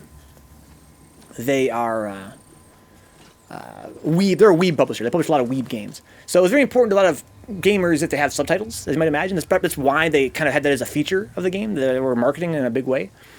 And when the game came out, every cutscene in the game was compatible with the dub and sub, as you'd expect, right? You could have it be, in Japanese and hear the English and have the English text, except for the very final cutscene. So a ton of players in the forums beat the game in Japanese with subtitles, and the entire final cutscene with all the climactic, the climax occurs there. There was no subtitles; it was all in Japanese. So obviously, people complained about it. They're like, "Well, dude, I was playing it with subtitles on, and the final cutscene wasn't subtitled." And their response was, "Yeah, we couldn't figure out how to put subtitles in the final cutscene, so just make sure you switch to English before that. If you want to hear what happens in the final cutscene, then switch to English, and then you can watch the final cutscene in English." And they were like, "What?" Because I guess Coolahan, the idea was that, when they subtitled the game, they just had Japanese voices, and they replaced all the in-game text with English, right? It stands to reason. It's it's an RPG, so that's a lot of in-game text. But the final cutscene of the game is the only cutscene, aside from the intro, like the track loop of the game, that was pre-rendered, right? It was pre-rendered. So they didn't want to figure out how to actually bake in the subtitles onto the pre-rendered final cutscene. So that's madness. That's actually madness. And again, they had to come out and say, "We're sorry, we hear your complaints, we apologize, but we're just not going to fix it." Right? It's something that's not really within our resources to do. So you just got to deal with it, sadly. And I was like, "What?" And I want to point out, this is after I played Dark. I was a huge fan of Nipponchi Software. I played a ton of their games. I was a huge fan, and there's always some kind of jankiness to them, right? And especially as time went on, they became more and more jank in certain ways. And I played Dark Hero Days on PSP, and the DLC was majorly glitched out. The DLC was majorly glitched out, where you would buy these characters, and they would either have Japanese voices, or they would have literally glitched voices, where their voices would either not play sometimes, or they would play random sound bites. They'd play the voice from other characters, and it was really obnoxious. But at the time, I was like, they're Nipponchi. They're kind of like an indie publisher. Cut them some slack, no big deal. But then again, over the coming years after that, they sort of went really downhill with their quality assurance, put it that way. And Disgaea 4 had a pretty major crashing bug, and this is a game that is rewards the player for going as far as possible without saving. had a pretty major crash bug, and I heard later that Disgaea D2 had some pretty major crash bugs. That, again, they just had to come out and say, not a whole lot we can do, sorry. So it's just like, suck my dick. I got to the point where it's like, suck my dick. I love your games, they're great. And again, Nipponichi Software America is distinct from Nipponichi Software. They're two different companies. Nipponichi Software is the actual game developer, and Nipponichi Software America is the publisher of their games. And they also localize the games. They're localizers and publishers. And it's to the point now where it's just like, even though I love Disgaea and I love their stuff, I just can't buy them anymore. They can eat my whole dick. By the final cutscene, you should be able to speak Japanese. Maybe you're right, Dix, yeah. Game has the same problems as Nioh 1. Clearly can't trust them to take feedback. I'm not boycotting Team Ninja. Dude, I don't think I would in that case. Usually I have to be slighted. For me to start boycotting a publisher, I have to be slighted in a pretty major way. But you asked, that's why. That's why I don't buy Nipponichi Software games anymore. So, love Disgaea 5. I have played that 3 times on PS4, Switch, and PC. I'm a huge Disgaea fan. I play Disgaea 1 and 2 and 3 and 4 obsessively. Many on more than one platform. As well as, I'm a huge fan of this. I want to play ZHP on stream one day, Zetai Hero Project. I also love the sequel, Guided Fate Paradox. They're an awesome developer, but Nipponichi Software America is a really shitty publisher. Oh, are you a friend? Hi there. Playing game without saving sounds like you're asking for trouble, huh? Well, you know what I'm talking about, Dix. I'm talking about, Nipponichi Software games oftentimes leverage that mechanic of you're in a dungeon and you're going further and further into that dungeon, and if you die, you have to go back to the start, right? So it's sort of like this, it's a risk-reward thing where it's like you want to go back because you don't want to lose everything you've gained, but you want to go further because you want to get a bigger reward, right? So it's a pretty typical RPG risk-reward mechanic. And they couldn't figure out how to incorporate saving because they didn't want you to be able to, die, then load your save. Right? That destroys the whole point of the risk associated with it, right? But that being said, I think that in the year 2020, it's not too much to ask that your game doesn't just fucking crash. Like, I don't play a lot of games that literally just crash on console. I'm not saying that, it doesn't happen. But I actually back. I'm going to say that. It doesn't happen. Like, in my entire time playing on PS3 and PS4, I probably only had games crash like 3 whole times. Like, it does not happen on console. Just, especially in a game that, again, is an RPG that rewards you for that risk-reward of going deeper into the dungeon. Fix your fucking game. Why does it crash? Don't boycott game companies. I think you should boycott people that made those decisions, huh? Same being a fanboy. Ignore the company, focus on the person, huh? I got into Disgaea through the Prinny PSP games. I've been hooked ever since. Yeah, I love the Prinny games as well, Connor. On PSP. It's good, girl. Huh? What are you doing here? Well, my name is Toyo. I came here to learn to be a smith, but now my master is missing. Got a quest. But yeah, so, again, it's not unusual for a Nipponichi game to have that as a mechanic in the game, like even a core mechanic. The idea of go deeper and deeper into the dungeon at higher and higher risk that you might die, and then you have to go back to the beginning. And so saving is sort of incongruent with that. But the Witch and the Hundred Knight on PS3, that was the only mechanic of the game. That was its central mechanic, was don't save. Don't save, don't save, don't save, don't save. Only save when you quit for the night, basically. And the fact that it was their most crashy game to date, it would crash consistently every time you sat down to play it. It would always crash, making the game unplayable because of its central mechanic. And again, people wrote a huge stink about it on the forums. My brother bought the game; he was affected by it.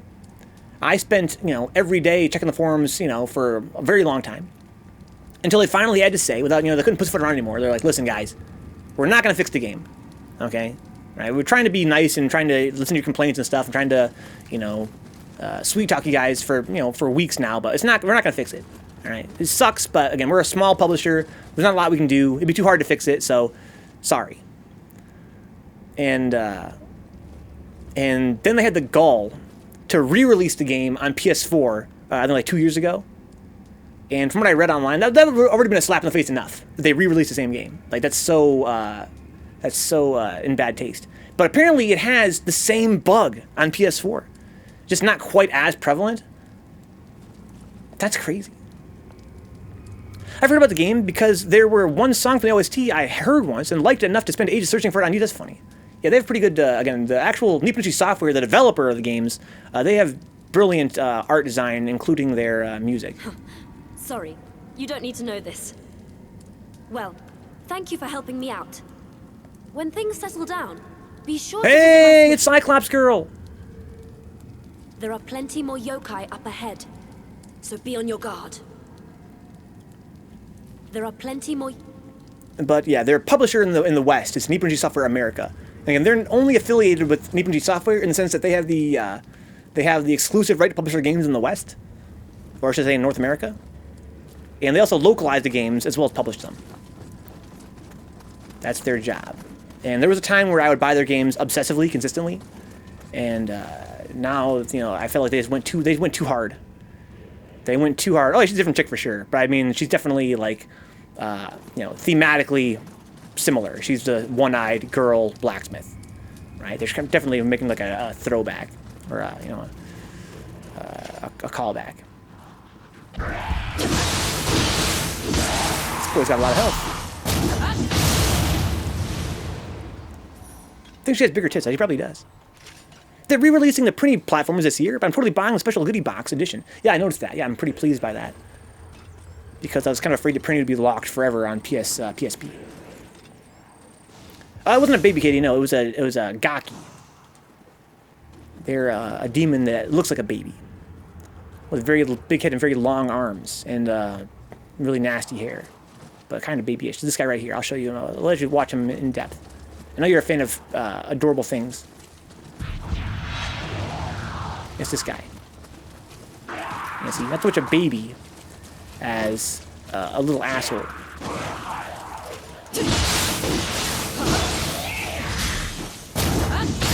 It's like, aw, look at the little guy. He's a little demon spawn. He's like, "Ugh, ugh." It's like, bro, relax, man. I know you're a demon, but you gotta ease up. All things in moderation, my friend. I love this guy almost as much as Persona, huh?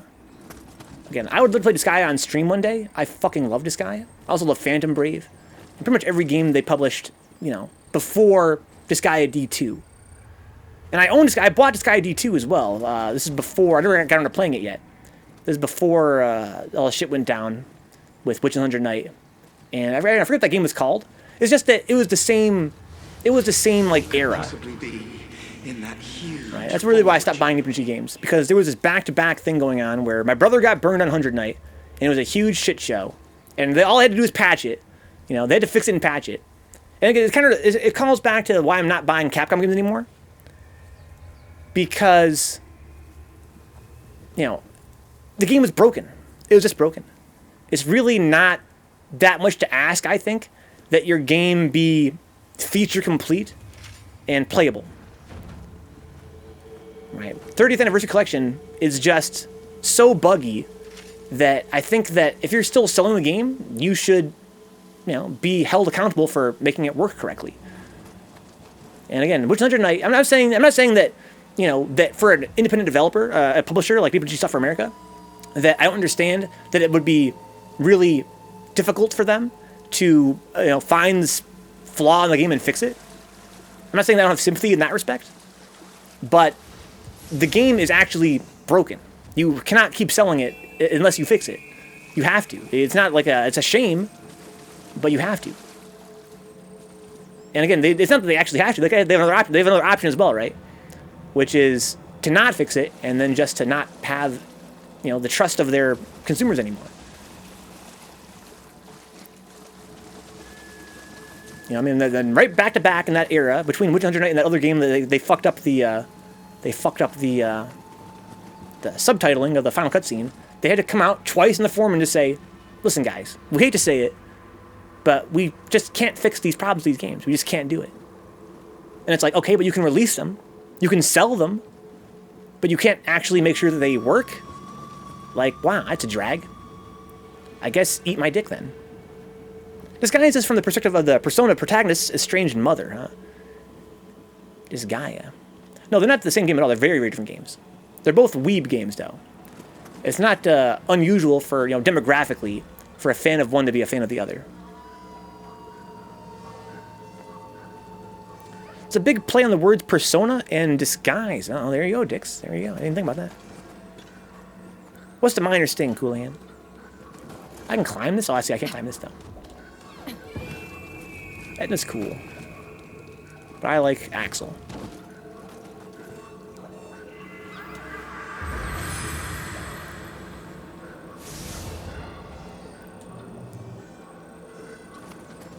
Because one time there was a glitch that I literally could not fix for a site I wrote, so I just banned IE6 viewers and said, sorry, can't figure it out, come back on a modern browser. Oh, yeah. And again, that's my point, Coolhand. I can sympathize. I'm a software engineer, all right? I can totally see how, them being an independent publisher, they came with, they probably had to think long and hard about not fixing their game. But I'm saying it's hard for me to be sympathetic because this is a product that they're selling. And again, it's not a matter of, oh, you're on an old-ass browser, fix it.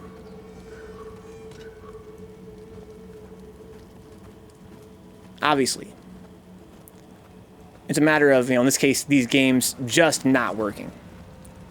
And them having to come out and say, we're not going to fix it, because that would just be too much work. What the fuck is that thing? That's a man? That's a man beast? What the hell are you? Why is he bigger than anybody else? Oh, son of a bitch! He's using my hatchets. He's one of the dudes, for lack of a better word. He's actually got player stuff. Prepare for the end. I'm gonna beat this guy. What thing I just saved? I want to be in high stance. I feel like. Oh, fuck! I took a lot of.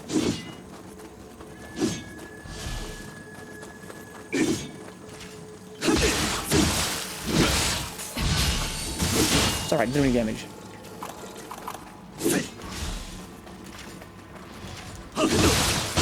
I got a lot of poise with this weapon, you notice that? Oh, you're out of stamina, bud.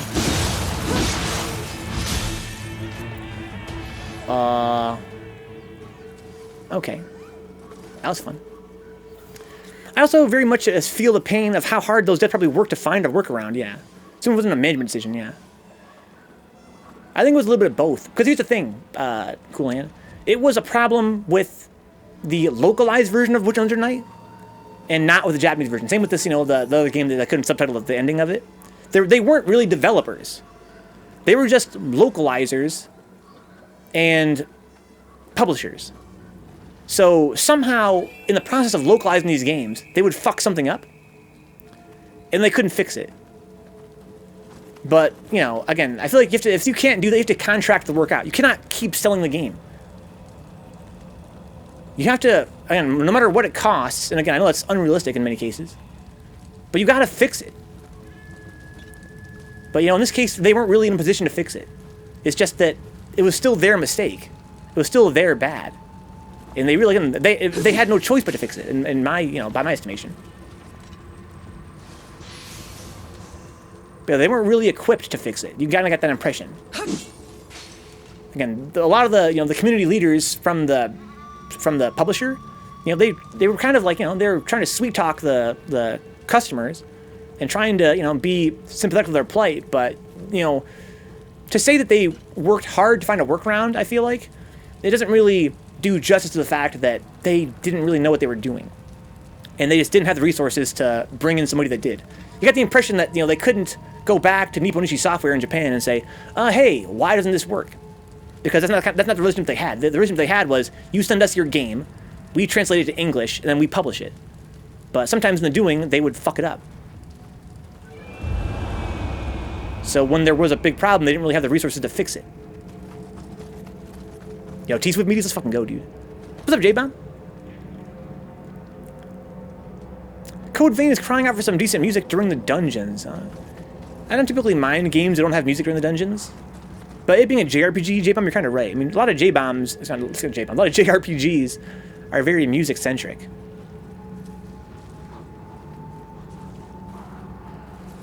I kind of like these yokai worlds so far. These things are very controversial among players. Look, when I step, you can see some smoke off my feet. That's fucking godlike. Yeah, among players, these are kind of controversial because they force you to slow down so much. But I think that, in a game that's supposed to be difficult and has, like, a Souls-like sort of flavor to it, I don't think that's necessarily a terrible thing. In fact, I think it's great. Oh, hi there, big guy.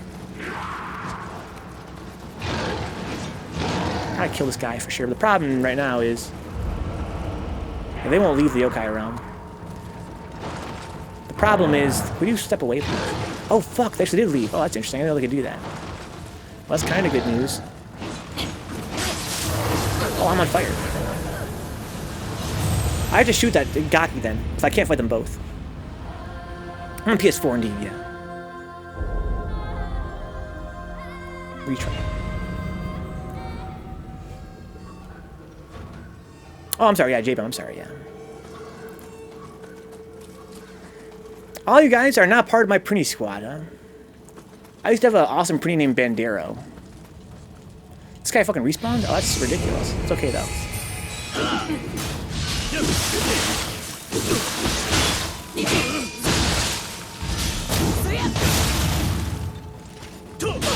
Oh, son of a bitch.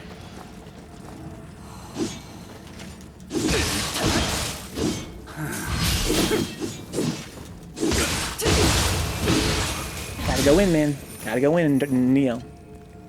If he's on console, Spotify is kind of the only option, huh? If he mutes it, he can play music off of his PC. That's kind of what I do.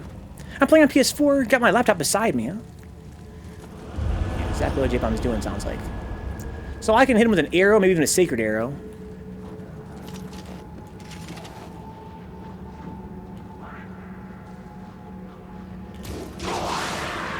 Didn't quite one-shot him. I could have ran up and finished him. There's a lot of arrows there. Well, I can fight this guy one-on-one. Also, I have full anima. I have to use my yokai skills.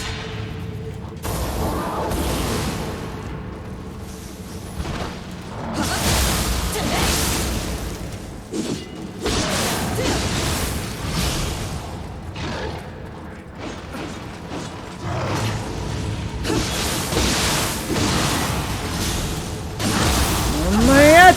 Sorry, I have full anima again. So yeah, when in the yokai world, you get anima really fast.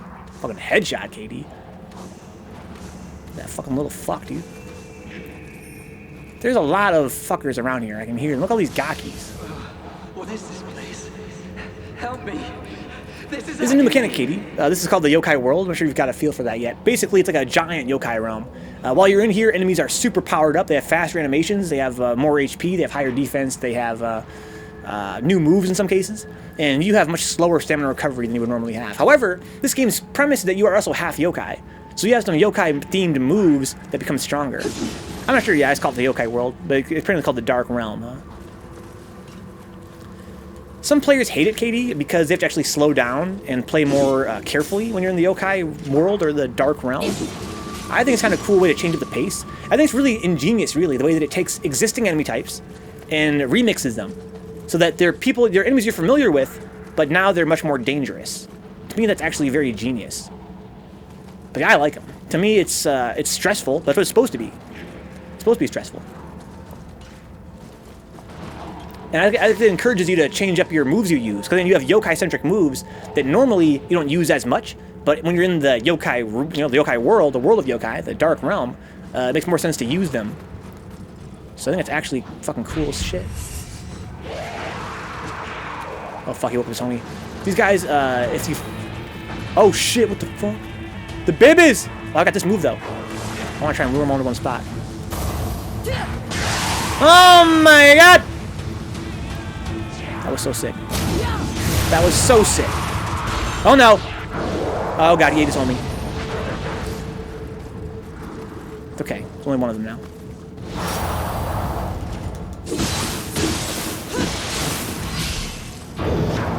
I can hit him out of that. I need to do that.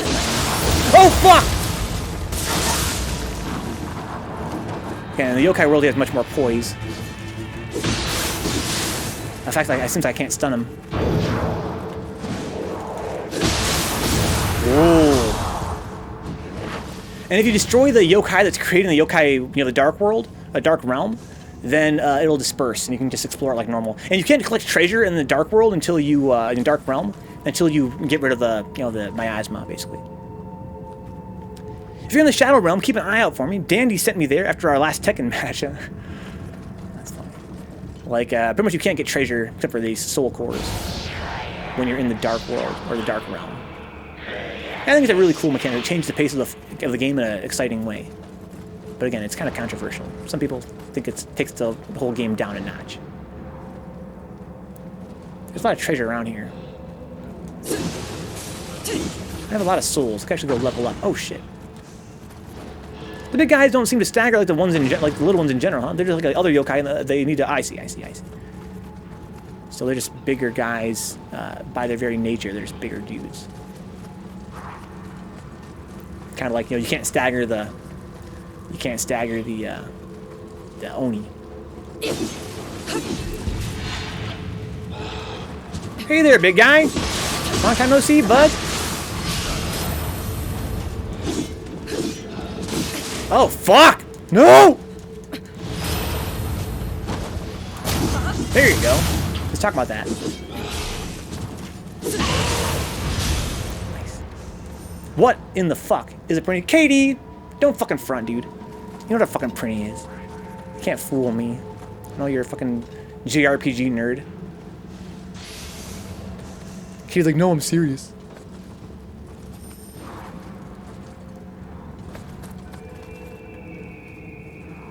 What, Katie? Dude? Come on, dude. Come on. I swear I saw Kodama. Maybe I'm just tripping. Yeah, Printies are main characters in the Sky franchise. Very popular weeb JRPG series.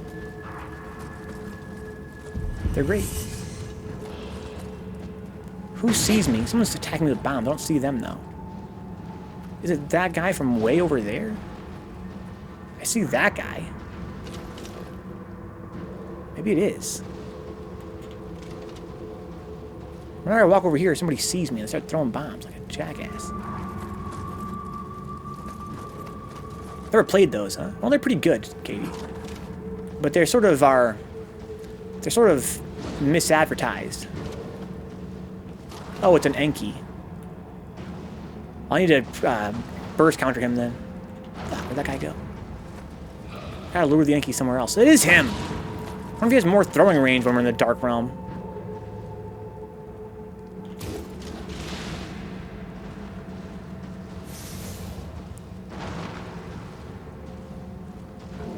Okay, where you at, you fuck? Come on! The Mingo. They're kind of like Moogles. Yeah, exactly, Katie. They're the Moogle equivalent in the Disguise franchise. Yeah, the thing kind of interesting about Disguise is that its entire premise of the franchise is that it's a sort of like a satire of tactics RPGs.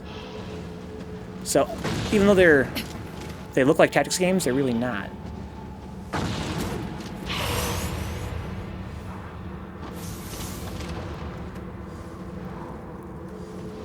And they do a pretty good job, I feel like, of satiring games like Tactics. I feel like that's why I love it so much. I gotta get that burst count.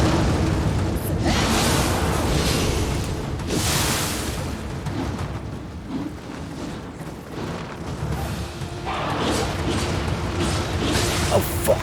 1, 2, 3, 4, 5. That's right. Get cooked, homeboy.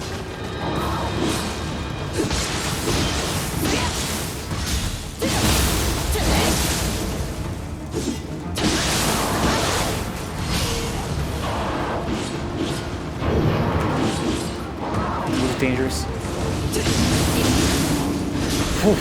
Yeah, that burst count's kind of hard to go for. And there are times where, because it has such a long startup, I can see why you'd want to have a different burst. Oh, he was the guy. Okay. So I can explore this place normally. Oh, you can back from the front now. That's cool. It's just a grapple. Okay, they changed the grapple animation. So you remember from Nioh 1, they've run out of stamina and you go for a grapple? This game, there's more exciting grapples that are more, I say there's better animated, I feel like. They're more exciting. But it's the same thing as Nioh 1. In that case, he was knocked over. He was in a knocked over state, so you get a free grapple like in Nioh 1. Operation Panties, yes. The only game ever in that series I've played was the PSP platformer, huh? Yeah, Dawn of Operation Panties, dude. That's a game that I loved a lot. But it's the only game I've ever actually sent an angry email to a developer over. Good night, Ohio. Let me know what you think about the game, if it works, or what the issue was. Yeah, of course. Oh, hi. I'm going to check after the stream's over. I'm sure I can help you with the technical. I'm pretty technically adept. I can probably figure out what the hell's wrong with it.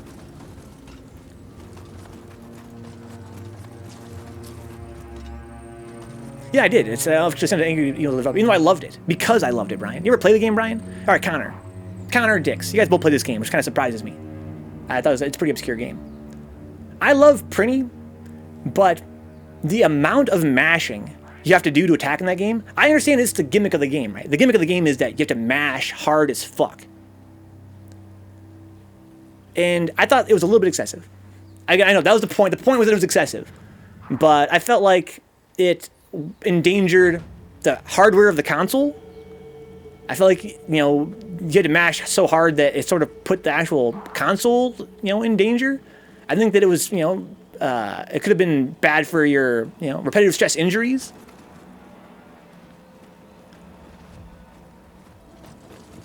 And I kind of sent an email to them like, yo, guys, you need to be more responsible with your game design in terms of, you know, like, having to be so based around mashing as hard as you can. Have I mentioned before, Dix?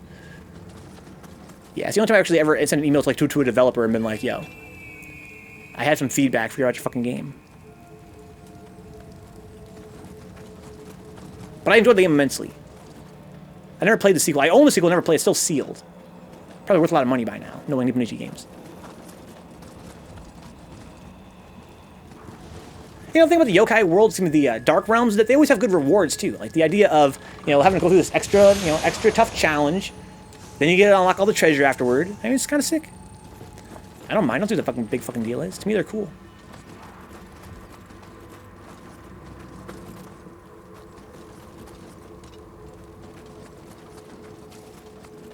I think they're cool in terms of presentation. They're cool graphically.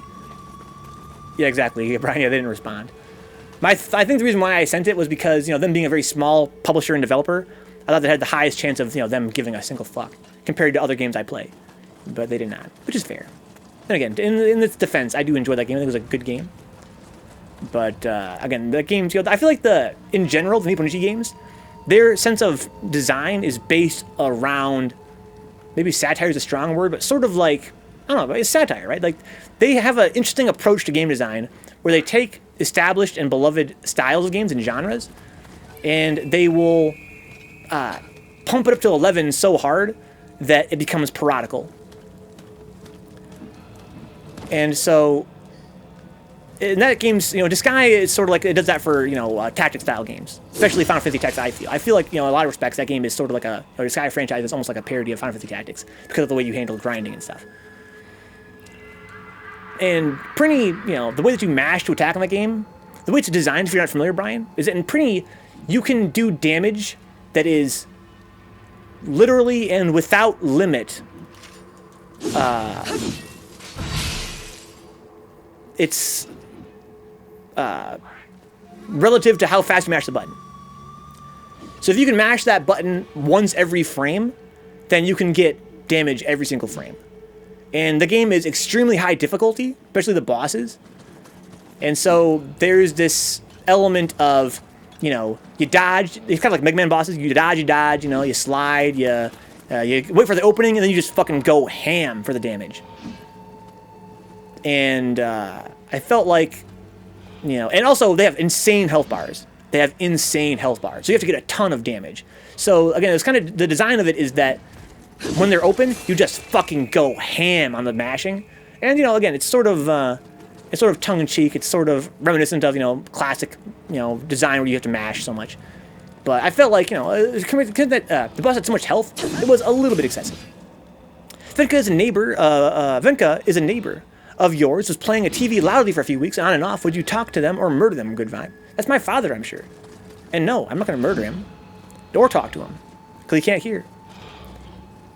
But thankfully, he's been a little bit more low-key about that lately. Look at him slaving away.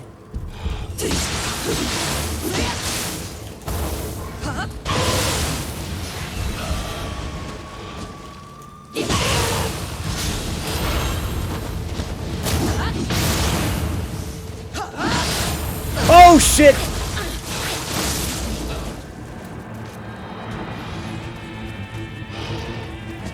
I miss having elixirs that fully heal me.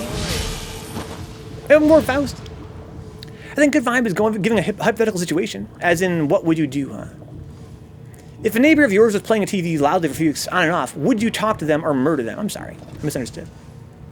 Right now it's driving me nuts, as in right now. No, you would definitely talk to him.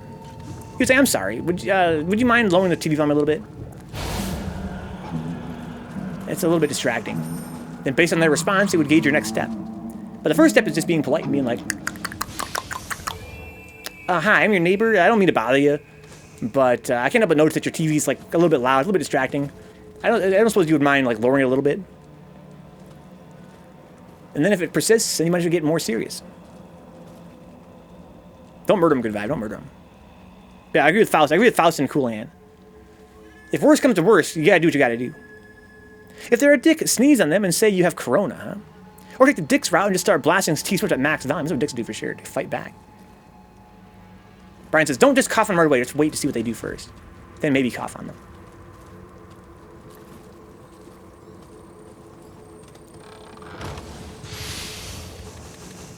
Oh, hey, I got a fucking Odachi. It's about time. Well, let's look at our gear. I haven't done that in a minute.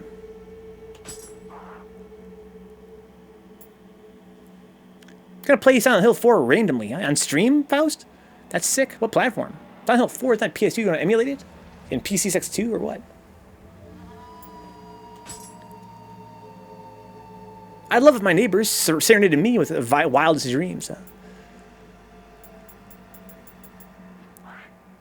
I have one Odachi. I'm sorry, I misunderstood what the thing was here. I guess I got another sword here. Yeah, these are all regular swords. But I do finally have an Odachi. Is it any good, though?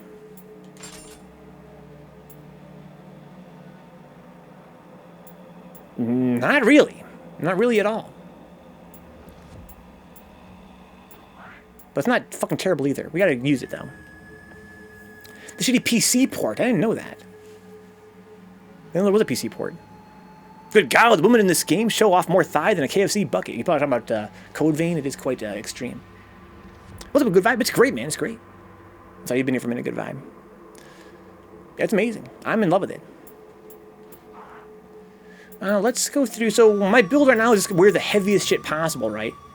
Even at the expense of... No, I don't want to go over 80%, looks like.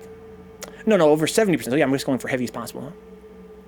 Did you find a sheer amount of inventory overwhelming in these games? Yes, Raz. But I was more bothered by it when I started the game. The first game, that is. Before I realized how to use the inventory management systems that are in the game, Raz. Basically, my stream taught me a pretty valuable lesson about Nioh, which is that once you know what to look for in your gear, then it becomes much less overwhelming, right? The problem is not that you have so much gear. The problem is that you don't really know what to look for. If you know what you're looking for, then it becomes much easier to manage. So it's really more about understanding the game's fundamentals in terms of, getting the most from your inventory and minimizing that overwhelming factor. So basically, before you know how the equipment system works in this game, it's going to be very overwhelming. But once you understand the ins and outs of it, it becomes easier to decide what you want to use, what you want to throw away. And at that point, it's very easy to manage. More board, Raz. Chests be like two Tanukis wrestling in a bin liner, huh? Oh, the chest, yeah. Yeah, it's pretty crazy. But you gotta love it, though. You gotta love it. The port is like 4x3 stretched to 16:9. Can you fix it, Faust? Maybe there's a way you can fix it on your end. Maybe you have to change your desktop resolution to be 4x3. Sort by level, equip the top one. There's another solution there, too.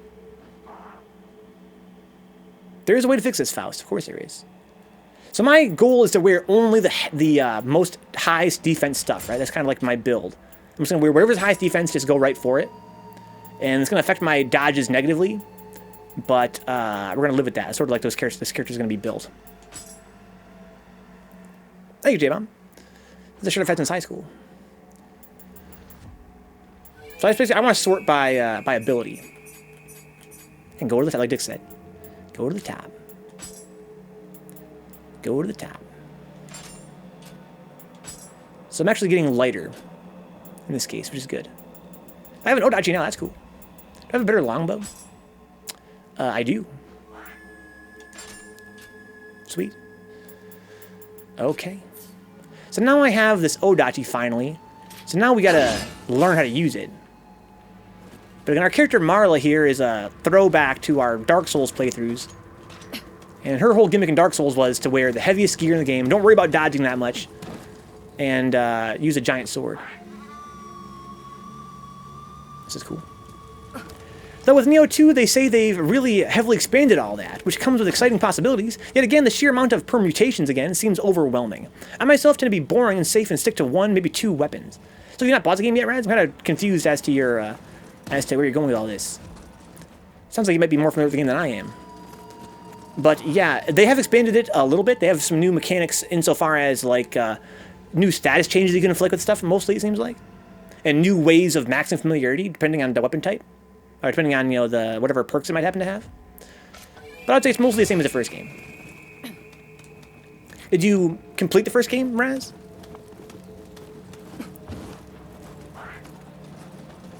I think I want to go rest at the shrine.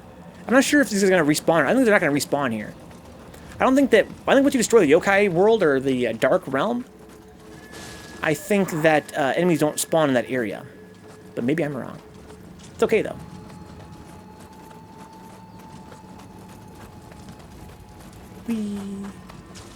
Alright.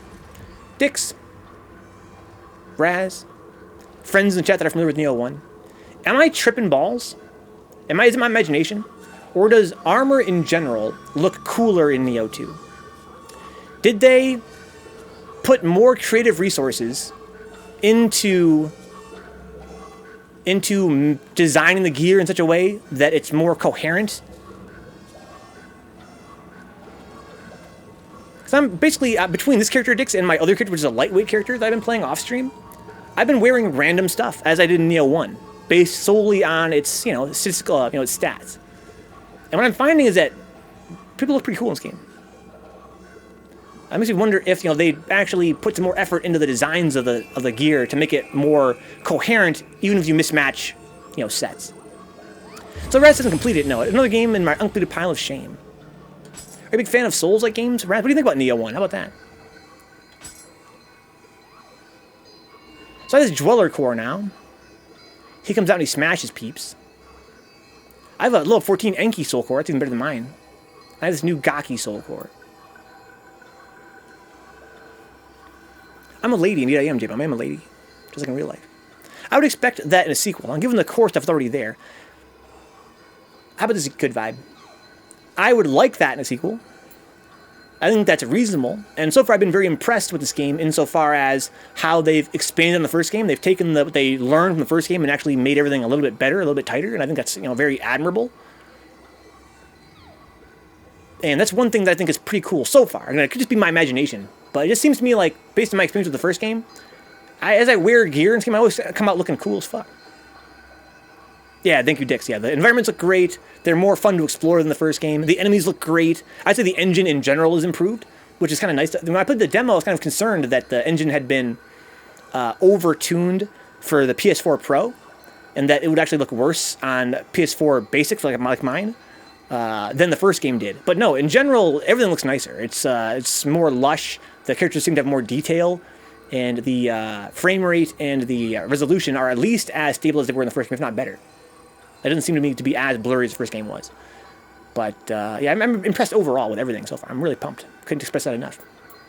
But it is taking me forever to play. I had a lot of fun talking today, guys. And right now it's 11:10. But about, 50 more minutes to play. A little less than an hour to play this game. And I would like to beat the stage, so let's get this show on the road. I like the Enki a lot. He is a long-range attack. I like this guy a lot, too, the Mizuki. He was the boss core that I got. That attack has a really wide radius. Seems good for crowd control. So I think I'm going to stick with the Enki Soul Core. This one is what level? Level 1. I'm going to equip this level 15, whatever it is. So how does it compare, though? Can I check? Yeah, I can. Okay, so this one raises my attack by a bit, and my defense by a bit. Oh, I should mention here, guys. So I learned, again, off-stream, that the way Soul Cores work is kind of profound. So not only do you get a new move, and of course you get these perks. They're kind of like a gear. You have these random perks like Yokai ability, Keep Pulse, Attunement Cost, -1, you know, Anima bonus, damage taken C, you know, typical like weapon type stuff. But also, they augment the attack and defense stats of your Guardian Spirit. So in this game, they have sort of reconfigured guardian spirits to be more like a piece of gear. And for instance, look at Makami. I have this Makami guardian spirit, right? Every guardian spirit can equip 2 soul cores. So it's sort of like, typical JRPG, you have a piece of gear that has slots. Think of it like materia slots or other, pretty popular in pretty much all JRPGs these days, right? You have like slots on your gear. And you can equip 2 soul cores and it will augment their stats. But what's cool about Makami is that he has a 1.1 times multiplier for attack and a 0.9 multiplier for defense. So every guardian spirit in the game, on top of having their own little buffs like anima bonus, guard, A-, melee attack, key consumption, -10, they also have different affinities toward attack and defense. So you have to pick the cores you have on them, not only based on the moves you want, but also based on the stats of those cores and how they will interplay with that particular guardian spirit's multipliers.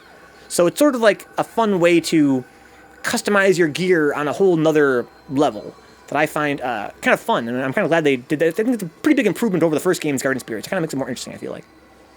But anyway, yeah, so there's that element, if you guys haven't noticed that yet. It's sort of like when you equip the soul cores, they augment the stats that you have for equipping that guardian spirit. I think a good vibe. Criticize my bad decision on buying bits, huh? Dude, I respect that. I appreciate a good vibe. I wouldn't criticize you for that. Not for giving me sweets. Oh, I can't say that. I can't say you're giving me money. You're not giving me any money, but you're giving me bits. How about that? I have this Mizuki, and I like it. It's got that really big swing. I found out, again, off-stream, that if you sacrifice the soul cores, which is its own new mechanic in this game, basically kind of like when you sacrifice your gear for Amrita or gold in the first game, you actually get materials that are unique to the enemy that you got the core from. So in the first game, there was this whole thing with forging weapons, but I thought was kind of underbaked. Wasn't really into the forging thing. I hope this game makes a better use of it compared to the first. But what's kind of cool is that in this game, not only do you have, the mahoganies and the irons and stuff to forge gear with, but you also have these materials that are like, a Gaki skin, or Enki pelt, or the fang of a dragon, whatever, right? You have to get them from killing that enemy type. And between that and the soul core mechanic, it sort of has this extra dimension of farming enemies, which makes sense to me in a game like this, which is so based around grinding. Right? Nioh is a very grinding-centric franchise, I feel. It's more about kind of going in and fighting and leveling up and getting gear and, hunting for loot. I think it makes sense to have an element where you can hunt certain enemy types. It rewards you. If you need an Enki pelt, you have to know from experience where the Enkis are. I think that's kind of fun. Can't kill a thing if you ain't got that swing. Do-wop, do-wop. That's true. Numerical somethings of indeterminate value. Oh, yeah, the bits, yeah. They definitely have no linear value. So I'm raising stamina, trying to lower my, lower the weight of my gear. It's kind of like my thing with this build. I'm wearing heavy-ass gear, and I want to have a halfway decent dodge. So I'm going to probably get stamina to 20 and then kind of move on. But keep raising it in the future. So I have an Odachi now. What's this all about? It's very slow. This is the low stance, fast attack. That's the fastest move you have, is low stance, fast attack. Okay,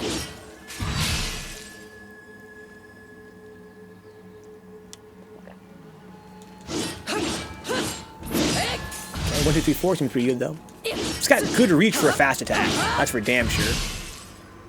So it's all about reach with this weapon. Hit them before they hit me. It's all about spacing. Alright, what's my... That's a very wide, strong attack in low stance. That's super wide. So mid stance always has wide attacks. That's part of this game's tactics. So if you're fighting a lot of enemies at once, you might want to go mid stance. Got a very long weapon, very wide swings. I like that. 1, 2, 3. Okay. Okay, that seems pretty good. Pretty good punish, very long range. Whoosh. What about high stance? Very focused in high stance, but very high guard break. 1 big attack. Okay. I can live with this. So are enemies respawned here or nah? There's this guy. He's going to be kind of interesting to fight now that I've got my whole situation changed up.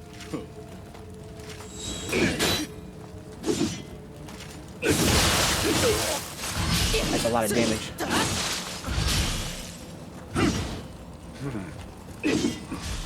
Okay, nice cancel. That's real good reach. Real good reach. You ever seen a printing? Because I think you're feeling an affinity toward them. Oh yeah, for sure. Yeah, Jalen would love Printies if he hasn't, or is not already a fan. They are definitely those guys. I hear somebody. But yeah, the enemies have not spawned like I expected. There's definitely, seems to be nobody here. But I hear at least somebody here. There's one person, perhaps.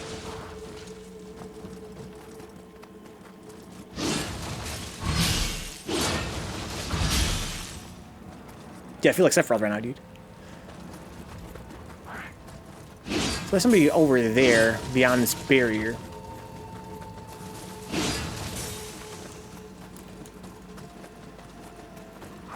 Okay. So my goal now is to just kind of explore this fortress up ahead.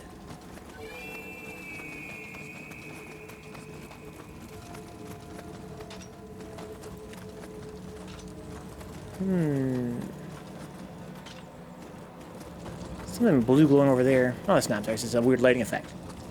And this game has some minor graphical bugs that I hope are addressed in future patches. They might not be. They're not super serious. But I feel like they could be. I've been trying to convince my Soulsborne living friends. I'm sorry, you have been trying to convince your Soulsborne friends to give this a try. Would you recommend them playing Nioh 1 or skip 2? Skip to 2. Oh my god, skip to 2.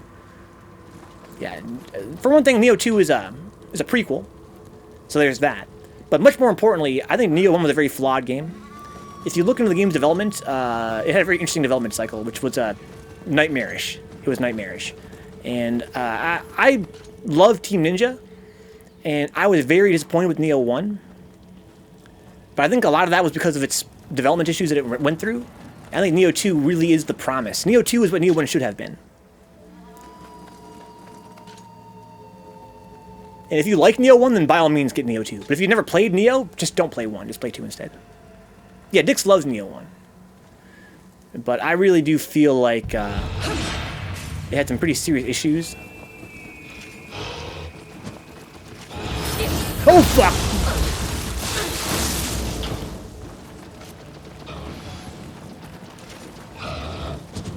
Ooh, Tef fucking Saiga, son! Oh my god! Wow, that's fucking Dark Souls right there.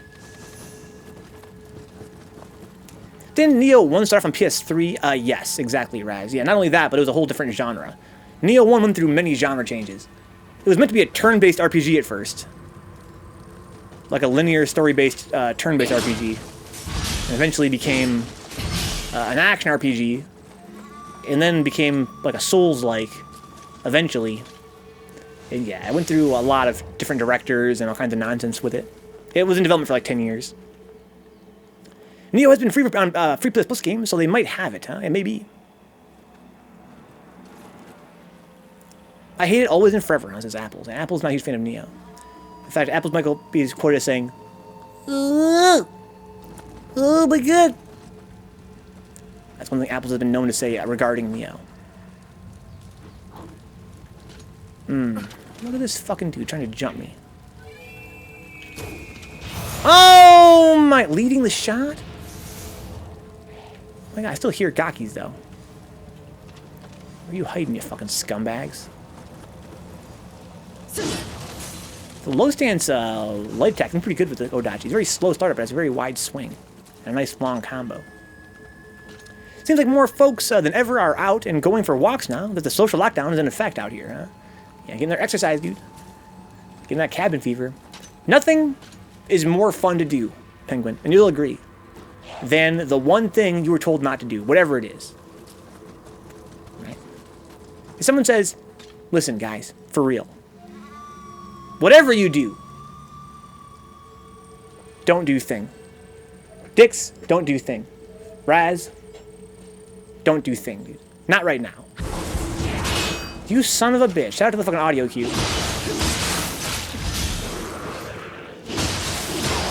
God, that's satisfying. All you want to do is thing. All you want to do is thing. Now I'm giving it a shot. One thing that's pretty consistent is the core combat. If they're not into Nioh 1's combat, 2 is pretty similar. I don't know if I'm inclined to... I might be inclined to agree. But here's what I've been thinking, Dix. Let me talk to you guys a little bit about something here.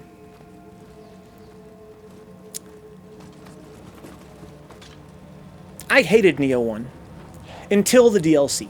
Because the DLC I found to be much more difficult, and by virtue of it being more difficult and having the enemies have more different kinds of moves for different situations, I felt like I was much more encouraged to explore the game's mechanics, whereas when I played the main game with no clue how the game worked. So I felt like Nioh 1's DLC was much more fun because it was more demanding. It really, I felt more rewarded for exploring the game mechanically. But here's my thing though. Now I know how to play. Finally, after playing the game for literally 100 hours, I know how to play.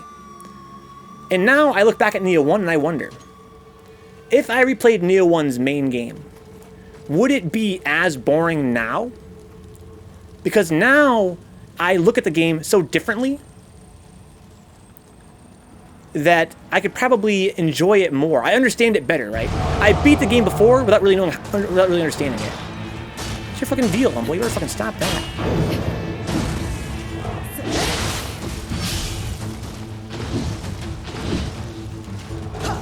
Fuck your horns, man. Seriously, your tusks.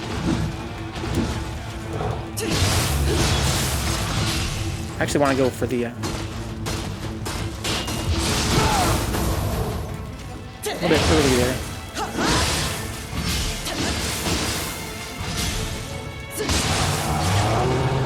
Out of stamina. I get aiming for attacking. No, I want to use the light attack. That was an experiment.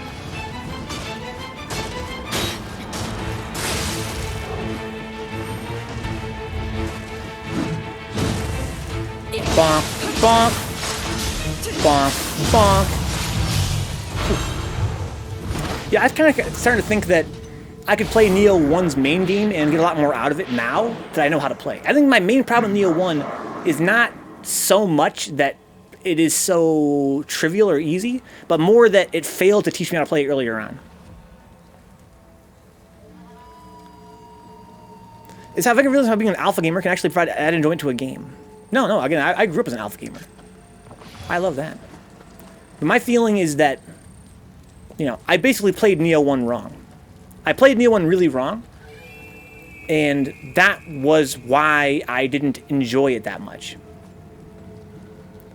And I'm not saying, I've had many debates with friends and family before about, you know, the onus, you know, where does responsibility lie? If you're criticizing a game, you know, where does responsibility lie in terms of, like, people playing the game wrong?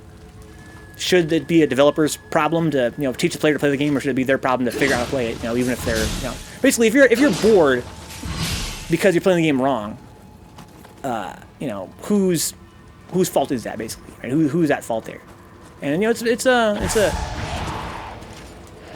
gray area. Oh, he's cooking! Oh my god!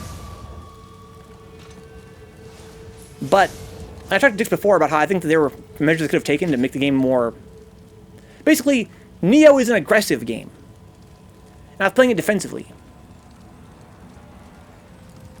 But that's because I thought of it as being Dark Souls-esque. I was playing it like it was Dark Souls.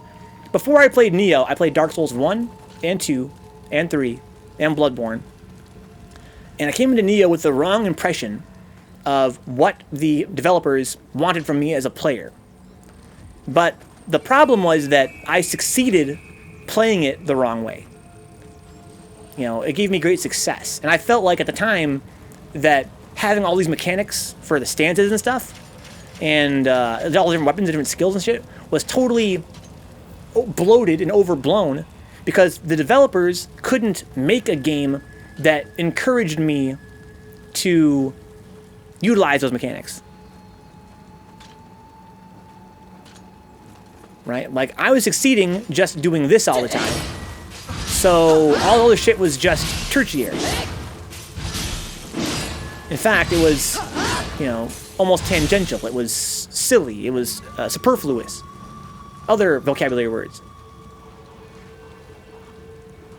And the DLC resolved that problem.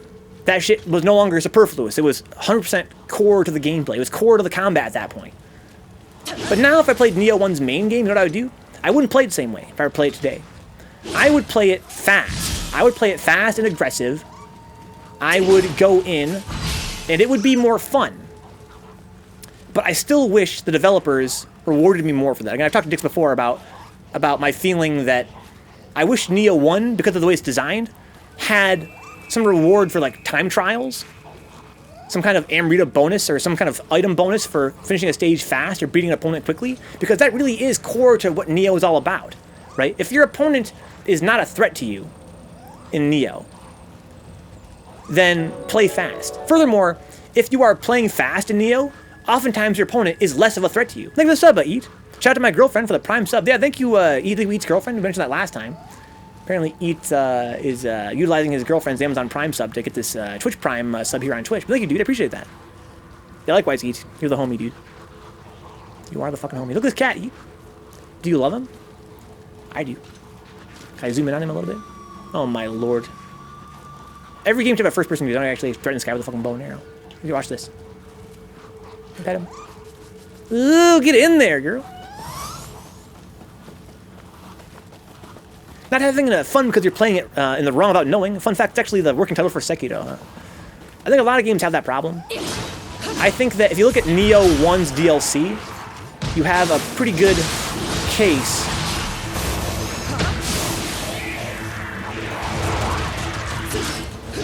Oh, fuck. For how to do it right.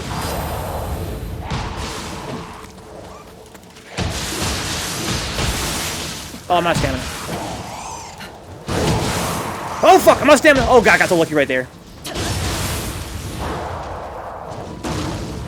Right? I think Nioh 1 just had too many mechanics for being as easy as it was. But again, my problem was thinking that, because I came from Dark Souls, that the problem was a matter of controlling the difficulty, when really it was about, oh fuck, going fast.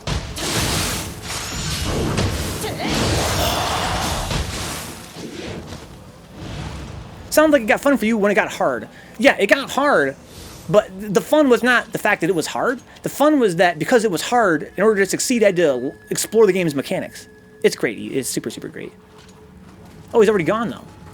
So yeah, usually lasts. He usually kind of follows you around for a while. But he's amazing. He's a real winner. At this point, I wish we just swapped making DMC clones, because that's clearly what he's going for, huh? Miyazaki-san. Neko-chan makes this game of the material. Yeah, he's great, and he's definitely new. KD played through Nioh 1 as well. Not all the way through it, but he played it extensively. And this whole idea of, like, the little cat thing helping you out in combat, it's a new thing. It's pretty fun.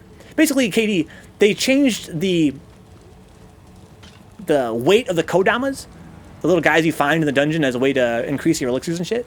They added variety to them, where now there's not only kodamas, but there's also little cats you can find. There's these little salesmen you can find, which is kind of cool.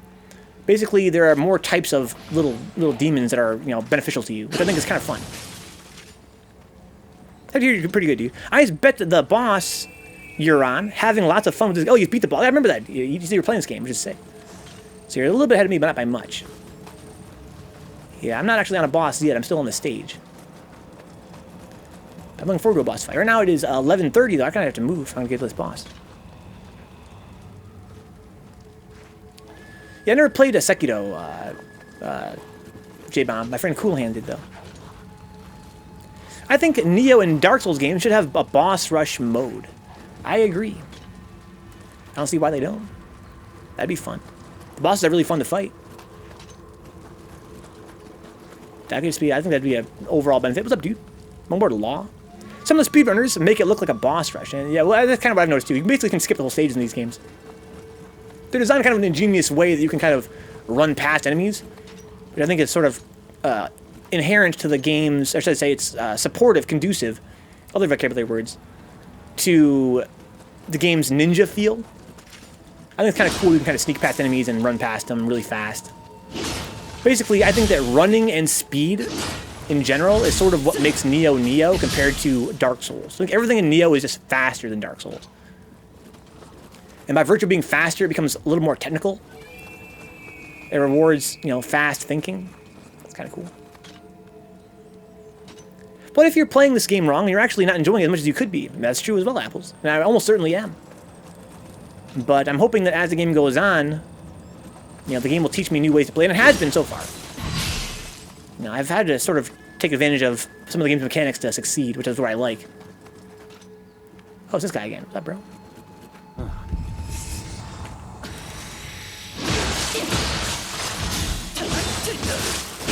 Oh, fuck. There's a lot of fucking damage to him there.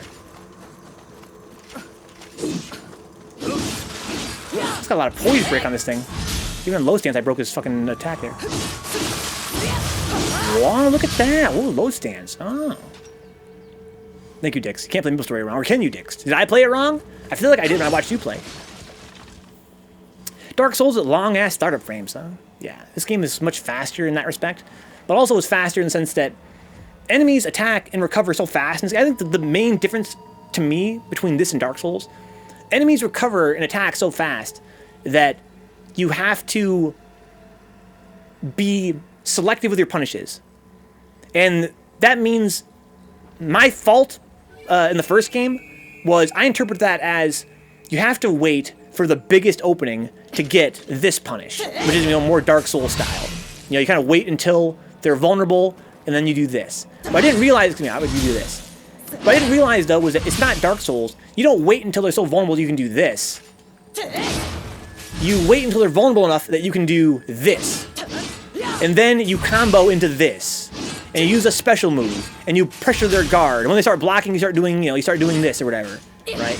And it becomes this whole dance, it's a whole interplay of offense and defense that doesn't exist in Dark Souls, right? Dark Souls is a game all about whiff punishes. Whereas in Nioh, there becomes this whole new layer of look for whatever opening you can possibly get, or even make an opening, and then apply pressure, get rewarded, execute combo, and things like that. It's sort of, it's very fast-paced.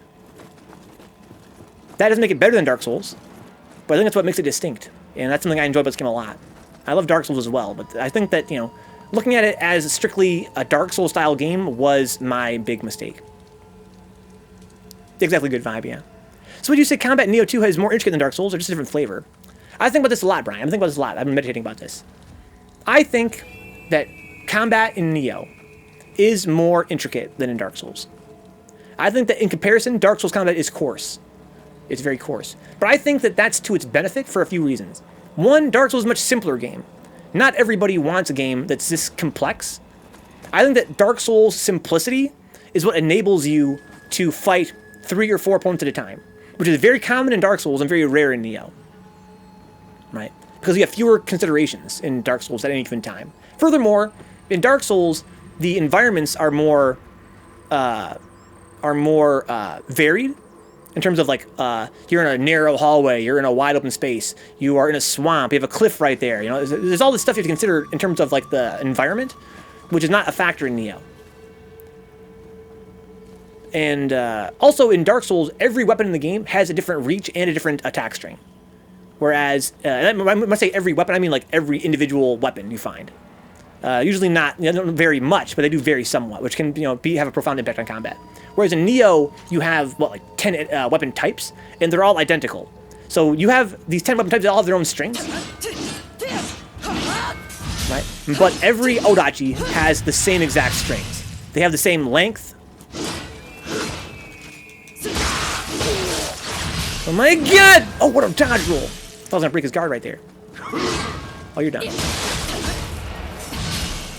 Someone's here, somebody saw me. Oh, you son of a bitch. Oh my! That was pretty dangerous right there.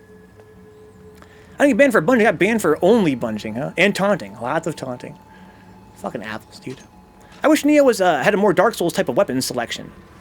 Yeah, I think that they traded that for a couple things, right? So unlike in Dark Souls, where you have every weapon in the game has its own unique attack string, in Dark Souls, in Nioh, you have a few different things. For one thing, you have this mechanic of gear having perks, like projectile damage taken minus 2.8, or you have bow key damage, break plus 14, gold earned plus 1.5. So every weapon in this game has its own perks, which is unique to this game compared to Dark Souls.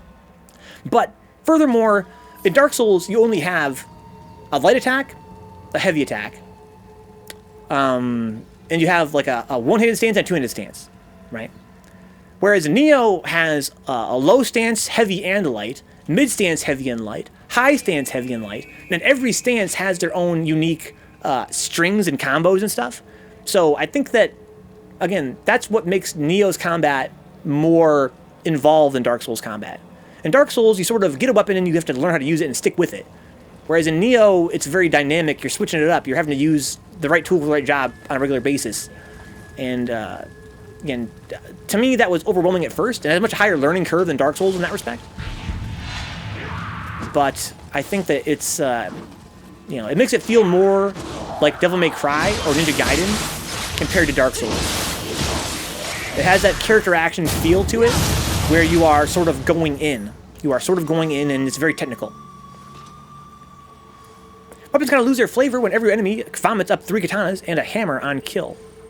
Yes, exactly, J-Bomb. So that is, again, it's one of the trade-offs. In Dark Souls, it means so much more when you get a new weapon. Whereas in Nioh, it means very, very little because of the way they decided to balance these mechanics. Dark Souls 2 allows you to switch between hundreds of different weapons and combinations. Dark Souls 1 was a little more stale, but I don't think Nioh is more complex than Souls combat. You also have weapons with different movesets, huh?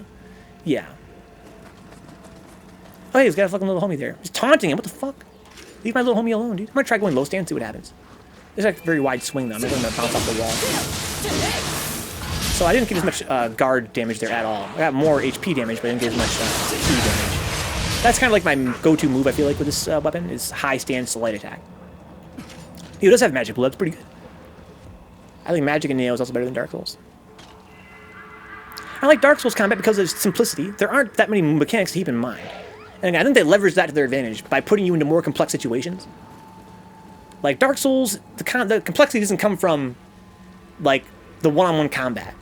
It comes from spacing and tactics. Whereas in Nioh, it is more based around one-on-one combat.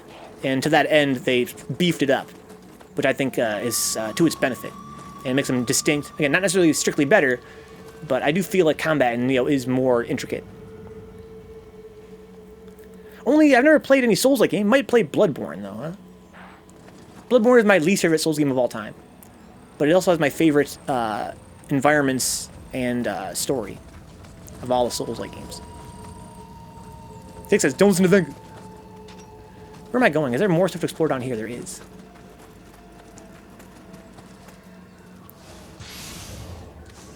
I would say at its best, especially, Nioh combat is much more intricate and, in my opinion, more rewarding than Dark Souls combat. But again, I come from a background of character action games, right? It really smacks to me of games like Devil May Cry and Ninja Gaiden and Bayonetta and that sort of thing, compared to, Dark Souls. I like, it's kind of a high learning curve, which was a problem for me, my first playthrough of Nioh 1, for sure.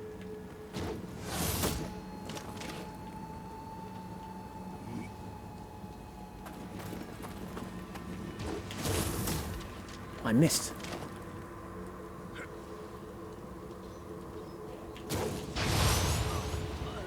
But once you master it, I find it very thrilling.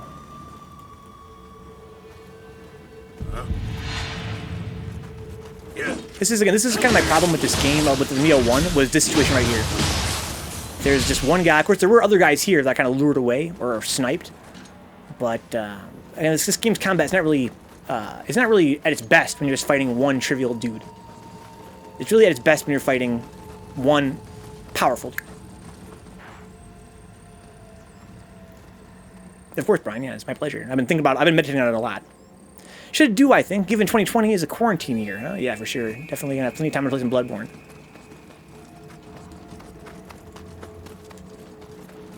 Yeah, again, I love Dark Souls, and this game's different from Dark Souls in some major ways, in ways that, ruined Nioh 1 for me. I was overfixated on thinking it was like Dark Souls, when really it's not. It's definitely inspired by Dark Souls in a lot of ways, but it has that Team Ninja DNA in it that I sort of... again, in my defense, the enemies in the main game did not really apply pressure for me to actually learn how to play. Hey, pretty good combo with MapleStory, huh? The real question is, though, how does it can you compare to MapleStory? Yeah, Dix would know. I hear... sounds like a bird yokai somewhere. This is a pretty creepy place right here. There's a shrine there. So that's nice. This place looks godlike. To let such corruption defile this most sacred of forges, there will be a reckoning on this. Oh, hi there, bud.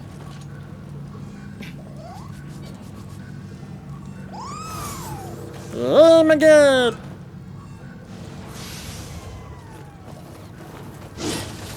Okay, so there's a shrine. I think I'm not gonna visit the shrine, even though I definitely should. Or maybe I can't.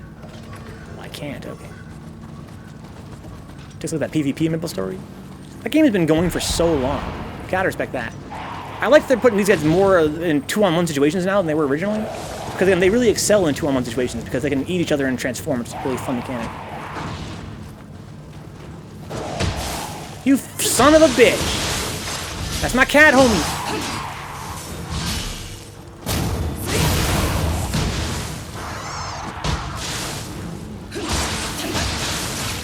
Fuck him up, cat!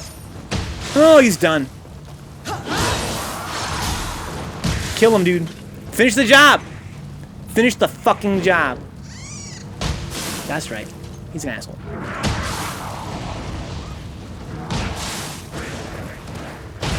Oh my god! That's what I'm fucking saying, dude. Is someone down here? No, they're up there. Oh, he gave me an item. Clay Bell of Beckoning. Maybe if he kills stuff, he drops items? Based on how many times he killed somebody or how good the kill was, something like that? Good night, Raz. It's nearly 4 a.m. here. Catch you later. Happy slaying. Thank you, Raz. Have a good rest, homeboy. Sleep well. Glad you could make it. Thanks for all the questions and for hanging out in general. It was super pleasant. Okay, I could probably run through that fire, maybe? Ow. Nothing really going on in here, huh? Ow. Pretty bad, actually. Let's go around the outside like Trailer Park Girl. There's a ladder there. It's probably a dead end over here, you'd think, but I can go around to a certain extent, it would seem. It would be kind of nice if they had difficulties, even if it was just making it a bit harder. I really wish there was a good vibe. I wish I could have raised the difficulty in Nioh 1. They have difficulties, but they're more like New Game Pluses, which is cool and everything. But you have to unlock it, which kind of sucks. What do I want to do here? I have my yokai guy. I probably spend some of this Amrita, some of this anima, I mean. Let's do this. Oh, that's big fucking damage.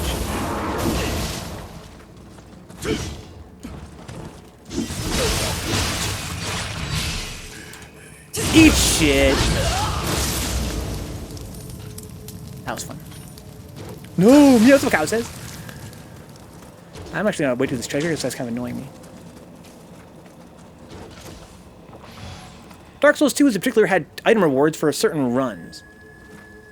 It's kind of why I feel like that cat might be working that way. Wow. Let's fucking go.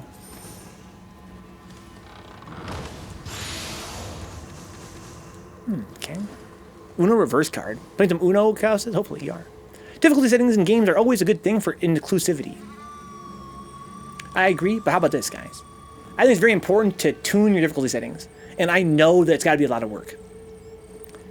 Like, I have no sympathy for a developer that I feel has mistuned their difficulty settings. But I think it's better to not include them than to include them and have them not be tuned correctly. But I think it's a lot of work to do it right. But when it's done right, it's fucking great.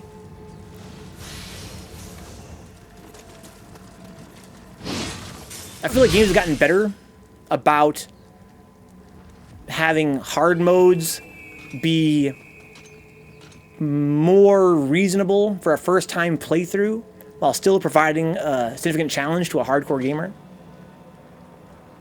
I'd be fine with standard difficulty and untuned difficulties as extras, huh? Maybe you're right. But I think that it's sort of... sometimes I feel like hard modes, they become harder in ways that don't make the game any more interesting when they actually could have been. Stipulation that untuned hard mode is worse than untuned easy mode. Oh yeah, of course, yeah. Yeah, really, I'm just complaining in general about hard modes that are fucking boring as fuck. Because they give the enemies like a huge boost to HP, and they actually made them not at all more like intelligent. So it's sort of like just kind of wailing forever. That really pisses me off. It's like, why did I choose hard mode? I just gone to normal mode and just had the game, be paced correctly. On normal mode, the game is paced correctly. I'm killing guys and moving on. On hard mode, it's just sort of a slog. Where I kind of wanted hard mode to be a mode where you know, I couldn't kill them as easily. I had to sort of be more careful. Not so much just make everything take 3 times as long. Halo is great for difficulty settings. Hard mode, the enemy placement is different. They'll dodge grenades and take smarter cover. Yeah. Yeah, again, I really like Ninja Gaiden difficulty as well. Ninja Gaiden is one of those franchises that's really known for, in Devil May Cry as well, are notorious for having a ton of modes that are all really great. And a big part of that is, you know, introducing new enemy types, better AI, new placements that make the game, you know, more exciting. Devil May Cry hard mode are pretty much combo practice. Okay. So I gotta climb this thing, go up there. It's a pretty creepy place. And again, it's beautiful. Like, wow. It looks fucking great. I'm not sure the first Nioh's engine. I think it's just a revamped engine for the first Nioh. It looks so similar. But I also not sure that the first Nioh had the capability to be lit like this. Like, wow, it's really cool how everything is sort of red. Oh, right, there's this mechanic. I forgot that was the first game very briefly. You can put out fires and shit. That was fun. I wish they'd reused that more in the first game. Fighting a group of elites, a legendary, was invigorating. All you fucking Halo fans. What the fuck is going on here? Why is there fucking...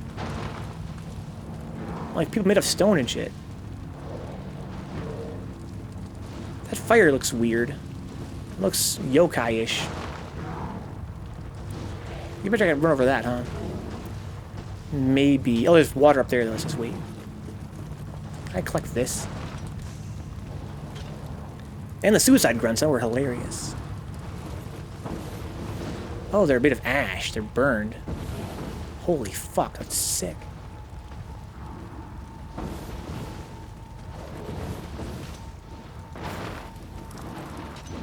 I want to get higher. It's a yokai up there. So this door's not going to be the boss, I guess. Oh, it's locked. Try and shit on Halo. I fucking dare you. I never played Halo. I'm not really a shooting game kind of guy.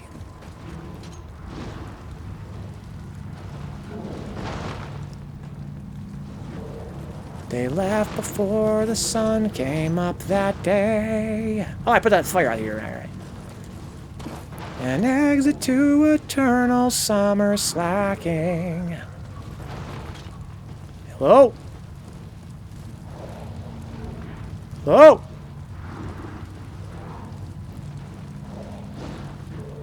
One and 3 are the only good Halos, huh? Eat with the hot takes. Not gonna shit on what Halo was. I could totally shit on what Halo became, though. That's kind of sad. Oh, hey, look, it's one of these wall guys. I think they have new moves. Why? Halo 1 and 2 had wonderful campaign modes for an FPS game. That's something's what It's kind of fun to play solo. Yeah, don't worry. Yeah, I'll deal with you later, bro. Who I like to reach? I don't have a lot of ammo. I do have a double trigger, though. What's my double trigger in this game? I don't really know. I think I just have, like, really high... Oh, it's this guy, though. He should be alright. Oh, that hurt.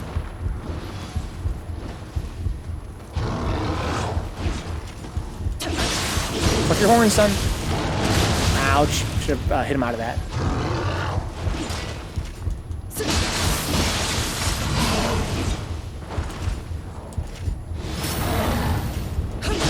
There we go.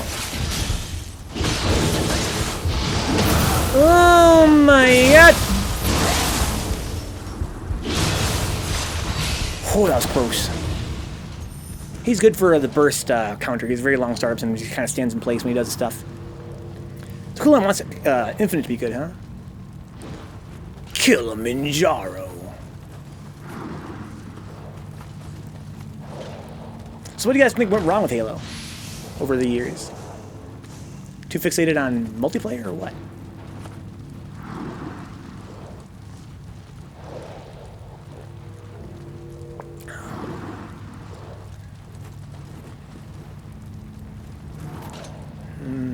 Fire. Oh yeah, there's this guy over here, right? Well, let's deal with this, I guess. This is gonna be a pain. Ouch, it's alright.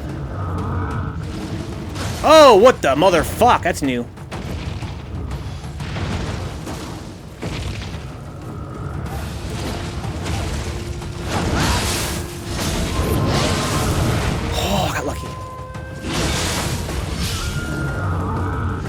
He's got some new moves. Ow, that hurt really bad.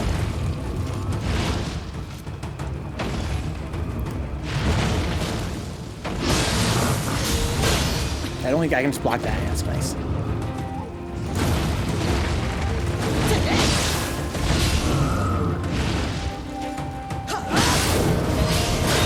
Oh, I can block that too. Nice.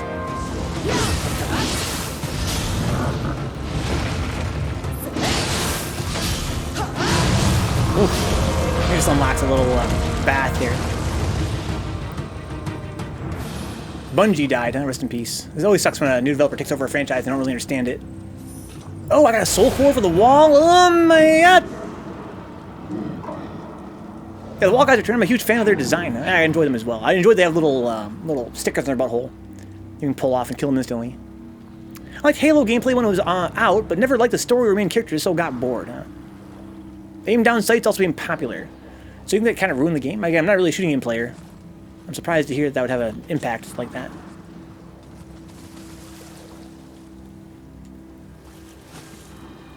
Feels good, man.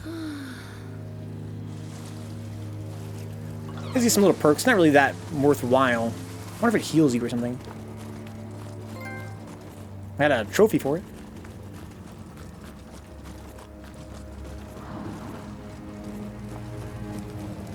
Okay, so I do want to get to the next shrine. I have tons of souls. And now I have a soul core as well. I feel like I'm really far from the shrine. I'm glad you're not a shooter guy. Those streams are so boring. Well, I'm sure to each their own, right? I don't really like to watch shooting streams that much because I don't really understand them. It's kind of like Third Strike. Wouldn't want to watch 3S without understanding it either. There's a time I found fighting games to be quite boring to watch. Now I love them. But yeah, I'm not really big on shooters, so I can't really enjoy the streams that much either. Oh, I got an invite from Quentin to fight. That's interesting. There's no water up there. Whoa!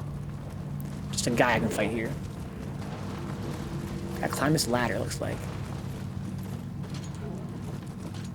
Go up the ladder. Guess I'm climbing too high to drop down in there, even if I wanted to. Oh, it's one of these guys. Okay. Well, I have a lot of ways. I have a bunch of anima. I might hit him with his own medicine. Oh, he's a homie with him. Let's snipe him first, then.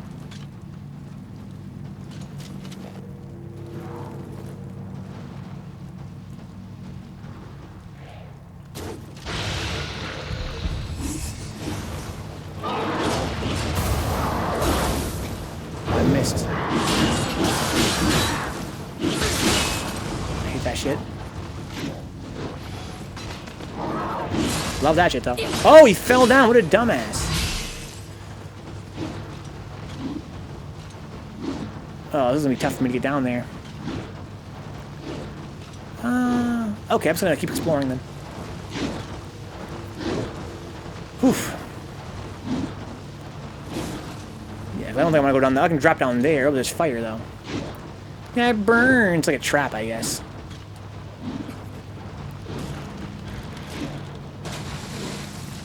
Okay, I can go that way now. I'm not any closer to the shrine. There's a secret down there. I don't want to go down there. But the thing is, am I going to die? I feel like when I fall in this game, I take a lot of damage. I can climb even higher. This is such a cool environment. There's treasure over there, too. I have to get around those. Those are gaki.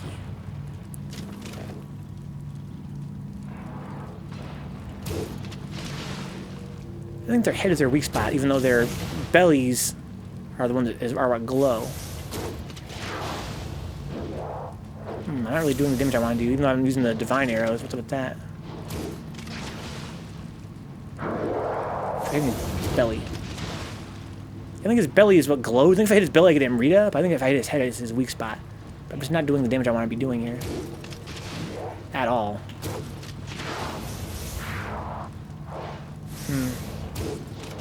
Damn, I gotta leave him be. Oh, he respawned. Well, that's interesting.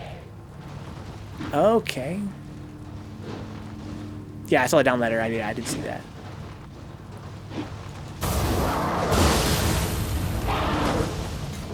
A lot of shit to use with that. kind of want to be close so I can do my devil trigger.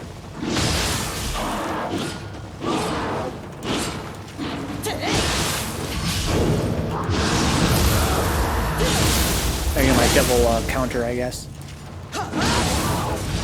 Ooh, I broke its horn off in the middle of his fucking recovery animation. Wow. So in this game, if you guys are unfamiliar, when they're out of stamina, they will eventually do a move where they do an uninterruptible raw, and they get their yokai realm, like all their stamina back. It's you can't interrupt it. They don't in this game. They don't get all their stamina back all the time, but they do. You can't interrupt it. They get out of their stun state. Basically, they have the state where if they have no ki left, you can kind of combo them, and they will eventually break out of it. But right there, I broke his horn the same time he started his recovery animation, and the horn will definitely interrupt whatever he's doing. So I even interrupted that. It's kind of crazy. Gears of War is very, very special to me, huh? So the lost about Gears of War, I missed it. Gears of War is better than Halo, huh? They're very different games, right? Isn't Halo more of a traditional FPS and Gears of War is like a cover shooter? I see a lot of gakis. Is there anybody else down there? I can knock one over and kill the other one. How about that? I have to be fast, so he's gonna pounce on his homie. Well, I also have Devil Trigger. Let's just fight them both. Not overthink this.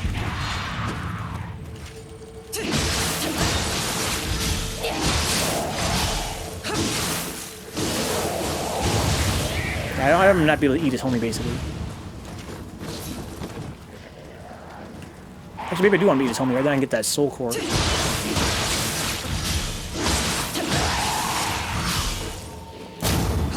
Got him. Got another Odachi. That's what Cow says. I like Stardew Valley, huh? Who here likes Stardew Valley and would be interested in doing a 10-player max playthrough with mods? Anybody like Stardew Valley? Want to play with Cow says?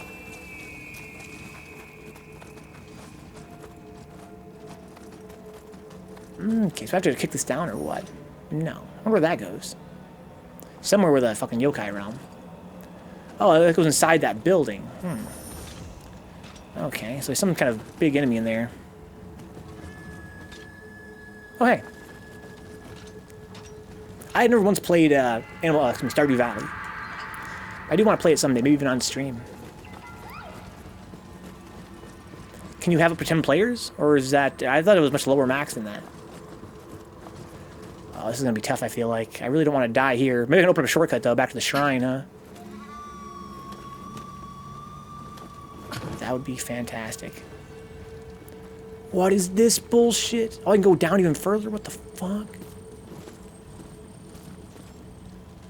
Oh, this is some shit.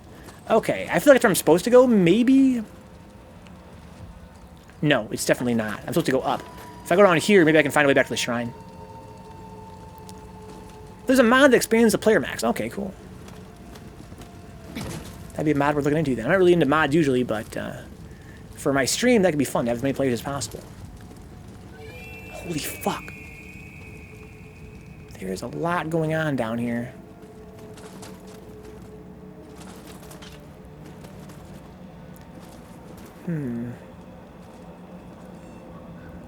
Is that the same yokai realm? I think it is. This is what I was looking for, though. Yes! Okay, there's the shrine. Holy shit, that's sick. Remember what I said about shortcuts, guys? Take it all back. That fool thought they could keep this all to themselves. That is slightly more clever than just having another... It's all mine. another... Oh, there's an open treasure chest here. Another shrine. Oh, it's just you, man? I ain't scared of you, asshole.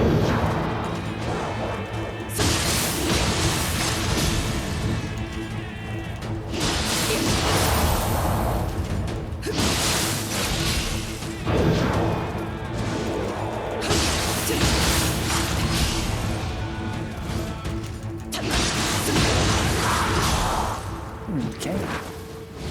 So now I can go back up and fight the other guy up there. Oh, there's something else over there, too. What the fuck? Is that another big gaki? Well, sure is dark down here. I think a lewd Pix tier, missing from Patreon. What's up with that, huh? Well, I have OnlyFans now, Good Vibe. We're trying to make the content more diverse. Trying to encourage you to subscribe on more than one platform. I had to move all the lewd pictures to OnlyFans.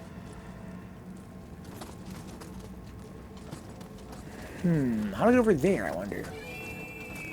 Well, let's go up here and fight this guy.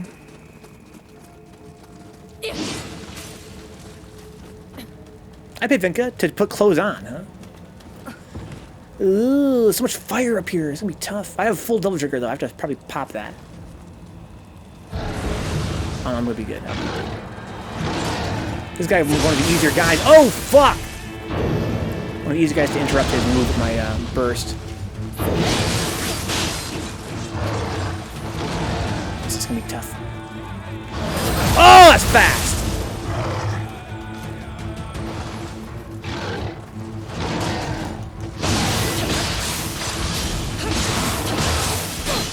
Oh, that hurts. That really hurts. Okay. Damn. So I gotta be more aware of the burst counter. But thankfully I just opened up that shortcut, so it's all good.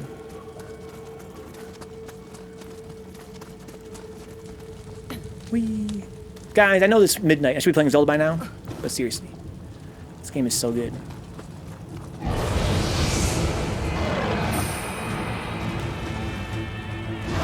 Oh, that's fast! Oh, fuck!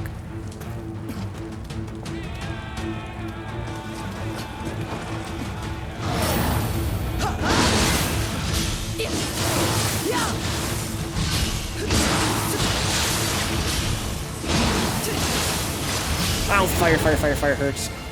Fire bad.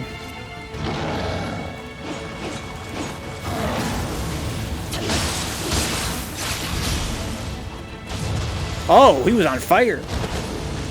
Gotta beat the boss. Yeah, maybe. I'm not sure how. I think I'm still pretty far away yet. But that would be ideal. I'd like to beat the boss and then even, you know, go explore, you know, like the new mechanics. I probably unlocked the blacksmith and shit now. Okay, so now I can go spend my souls, level up a couple times, and explore a little bit further, huh? Pretty close to the boss now, huh? Okay. It's been a hell of a stage.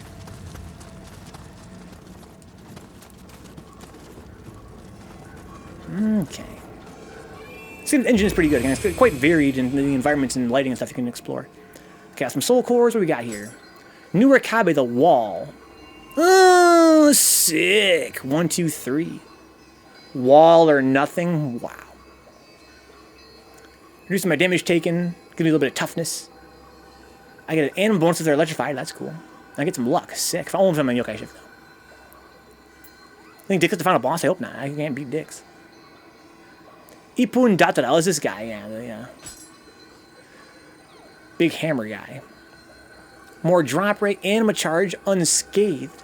So I'm not wounded, I get more anima, that's cool. Only by a little bit. I kind of like mine still, though. Again, I like the Enki's got long range attack. I like my big wide swing. Final boss is TMNT 2 retro gameplay, huh? Yeah. I definitely can't beat that. Almost level up one more time here.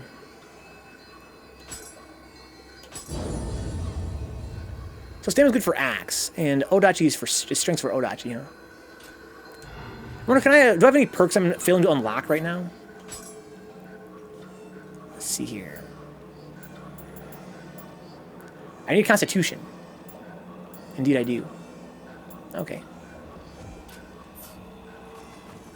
The World's Strongest intro theme, huh? The Dick's got some... Knowing Dick's probably some fucking SpongeBob. Ippon Datara or whatever the fuck. I know. That guy, he's a persona. Okay. Good vibe. Stamina mixes so you can wear heavier gear and still have a halfway good dodge. And this whole idea for this build is to have extremely heavy gear. So I'm just trying to get my dodge to a certain point. Probably gonna raise it to 20 and then move on to something else until I need more. It seems as though I'm wearing pretty heavy gear right now and I'm still able to get like a B rank dodge, so seems alright.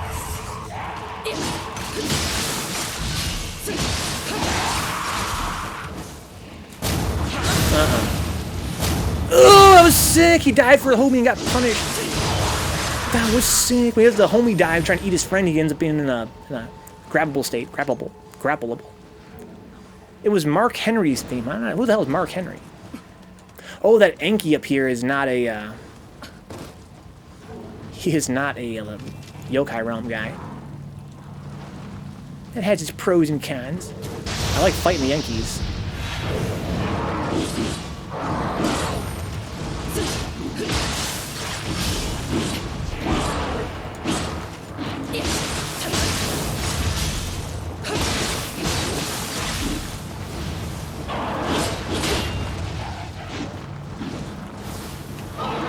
Oh, fuck, it's alright, I didn't do my damage.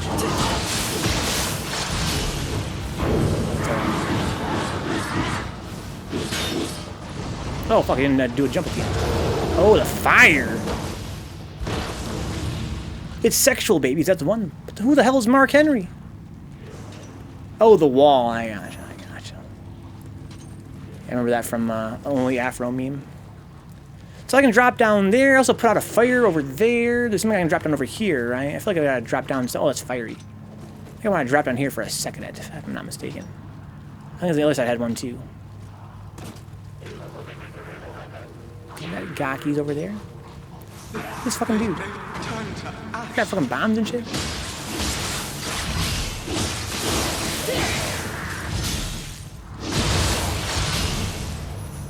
Okay. So, I still gotta get over there somehow. I gotta drop down and go to that ladder. Oh, that's sexual chocolate, huh? I wanna open this door. I gotta get inside there. We're close to the boss. There's so many things I gotta get to, I gotta get from underneath, huh? Okay. I wonder if I can walk through those flames. I want to put those flames out. Maybe I can't.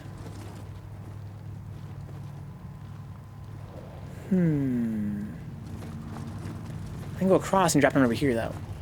Yeah, I'm familiar with the theme. Yeah, I remember it from a meme, Only Afro meme. I've never really been there. That doesn't help me. Can I run through this? Maybe I can, huh?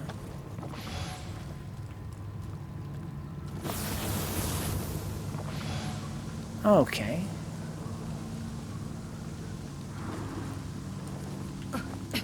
Gotta roll, put fire out in this game. I think he has a homie there. I think he fucking does. And that's gonna be tricky. I have a living weapon though. I also have anima. I probably just use my big swing. I might use the Enki right here, then use the big swing.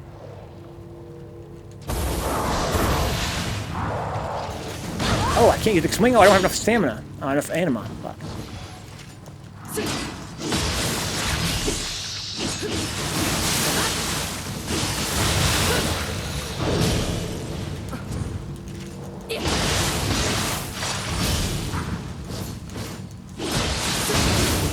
Oh.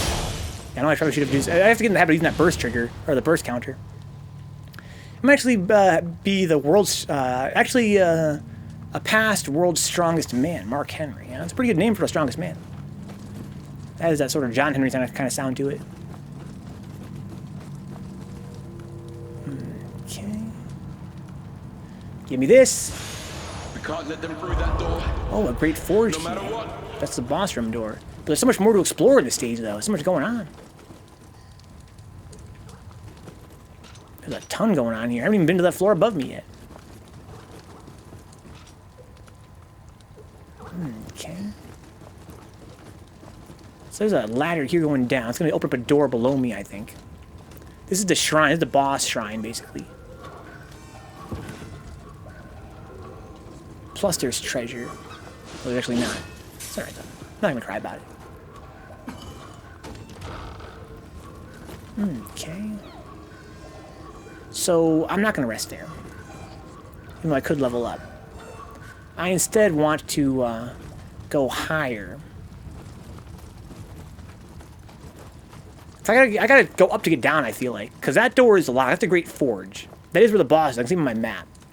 But there is a layer above me and below me still to explore. I can't figure out how to get down there. So it's either a pretty well hidden secret, Or I have to go up first to get down. There's some kind of way to... Something going on up here, perhaps. Oh, there's some kind of big monster up here. What the fuck? Ooh, it's kind of narrow platforms. Hello? Look at this shinobi motherfucker.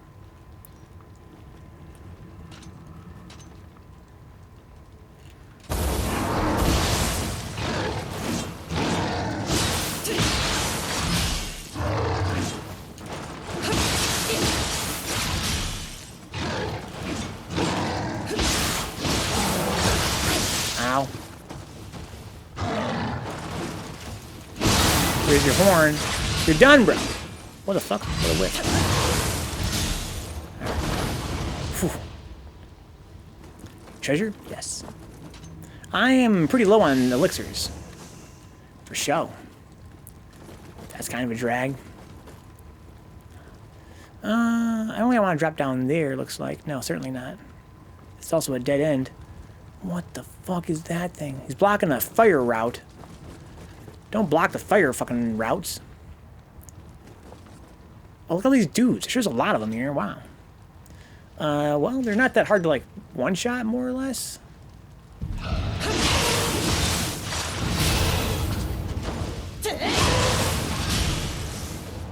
Okay, come on, fucker.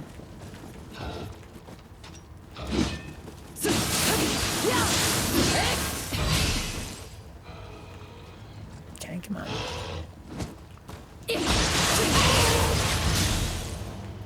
So that guy's actually dead. These are all actually dead. Okay, I'm sorry. I thought they were all those dwellers, they're called. I have still only 2 elixirs. There's a winner over there. Don't be a dick. Trying to knock me off this platform. Oh, hey, this is a shortcut. There's a Kodam over there. I just lead. Fuck. I think this is some kind of shortcut, right? It's probably how I get down. Oh no, I'm sorry. This is somewhere else altogether. Where the fuck am I?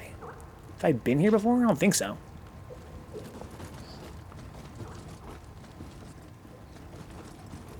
And yet I feel like I have been. I have been. What? I don't remember this. Oh, here I am. Born to be kings. Did I just do a big loop-de-loop somehow? That doesn't seem... How did I miss this last time? Oh, I see. This is both the same spot. I remember that now. Yeah, there's 2 ways up. That's the second one. Okay, so... I wish I had more elixirs, that's for sure. This treasure over there, there's a thing I can knock over to open up a new pathway. Put out some fire. I have Devil Trigger. I should probably use that, huh? How's that full anima? Oh, hi, it's you. Still. Let's not be too cocky.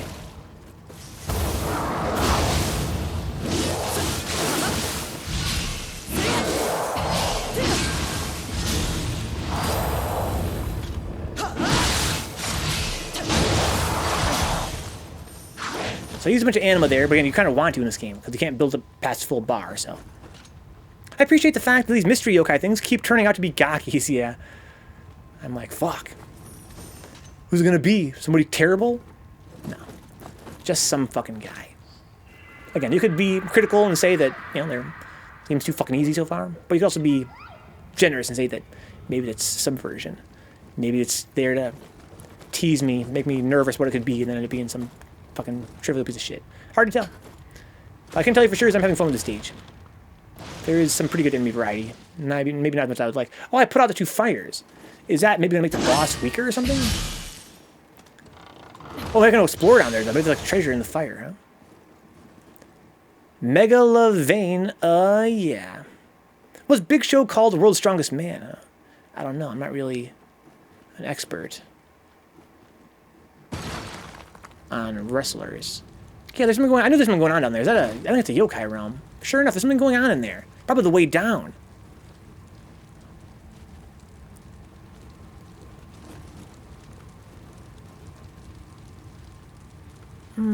Okay. So we have some kind of fight going on here. I'm right by the shrine. Oh, wait. I'm confused.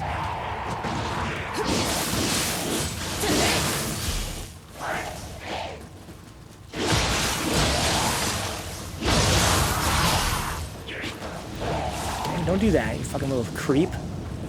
You fucking little freak. Guy's a fucking out. It's a fucking freak.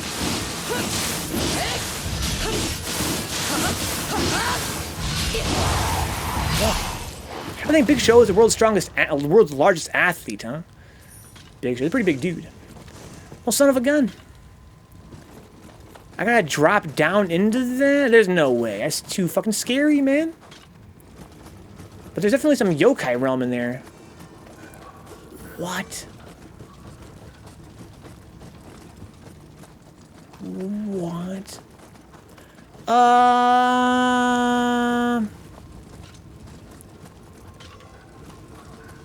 Let's go examine this.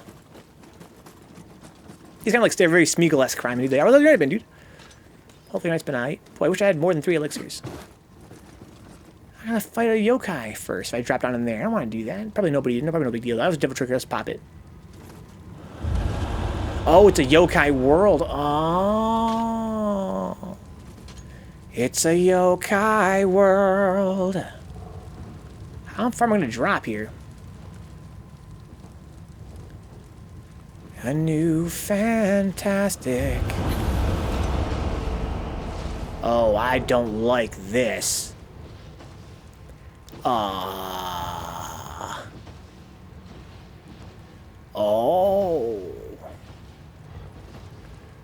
How about no? Oh, I don't like this. There's just a Gaki down here, right? I remember seeing a Gaki. Oh, what the fuck? No, I don't want to fight him. No, no, no, no, no, no, no. Son of a bitch. Alright, well, I've got Devil Trigger. They're stronger in the yokai realm, I believe. I build Anima up fast here. I gotta make use of that. What's his, I gotta burst counter him. His is pretty, he has that one where he kind of stomps. So I'm not sure I'm able to do it first try. I don't really remember what it looks like.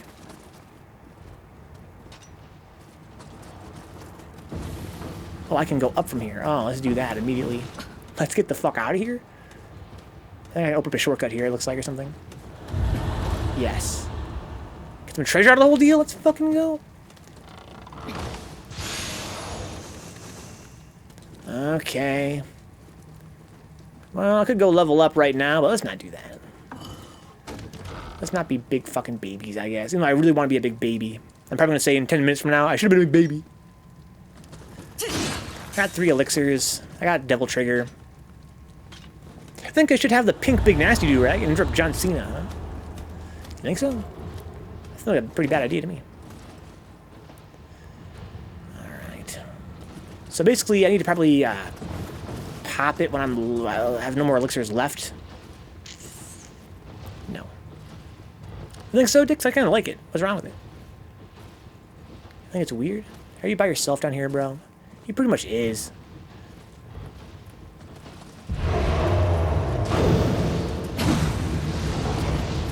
I think at least fire on the ground. That sucks. Be patient.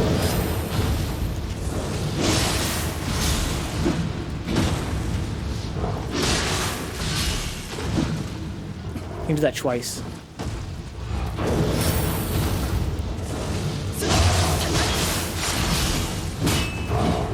Seems to have very long recovery on his moves.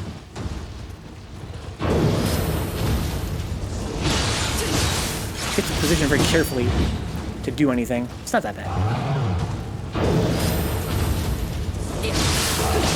Ouch.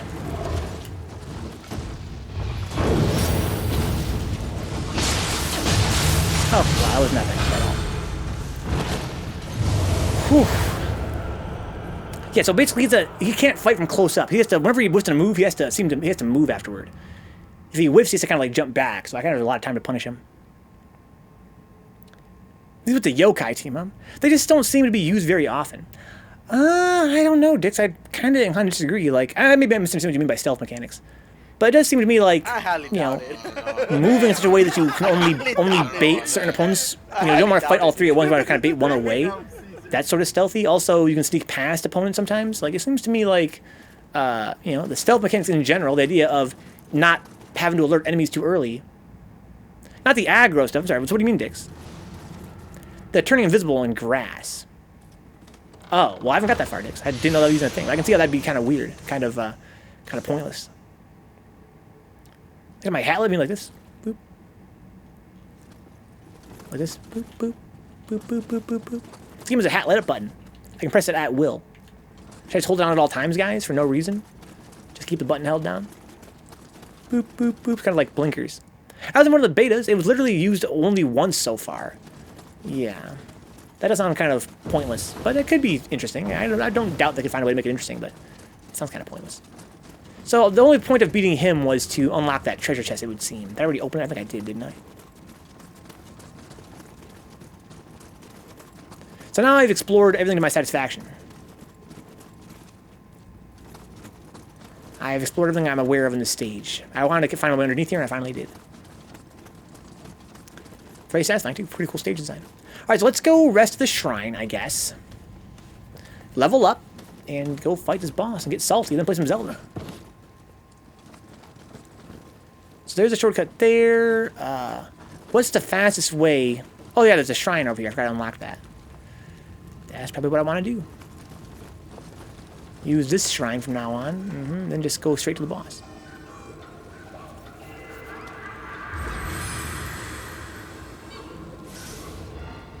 Okay. I got the Ippon Datara Soul Core again. Okay. Dick, reading about attuning Soul Core, about combining Soul Cores. I tried it in the, my other not off-stream playthrough, couldn't really figure it out. Didn't seem to make anything any stronger. We're gonna play, no, not Ocarina of Time, so we're playing Zelda, Apples. We're playing Link's Awakening on Game Boy Color. The boss reminds me of Pokemon, huh? Did you find the last heart piece, Venka? Where was it? In Link to the Past? Brian told me where they were.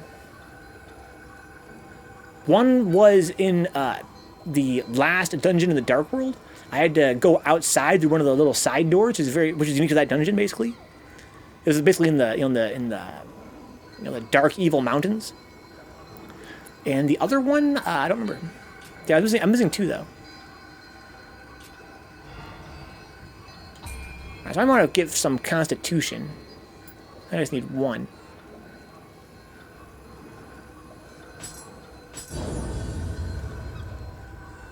Right. No, I need 7. Okay, let's get another one then.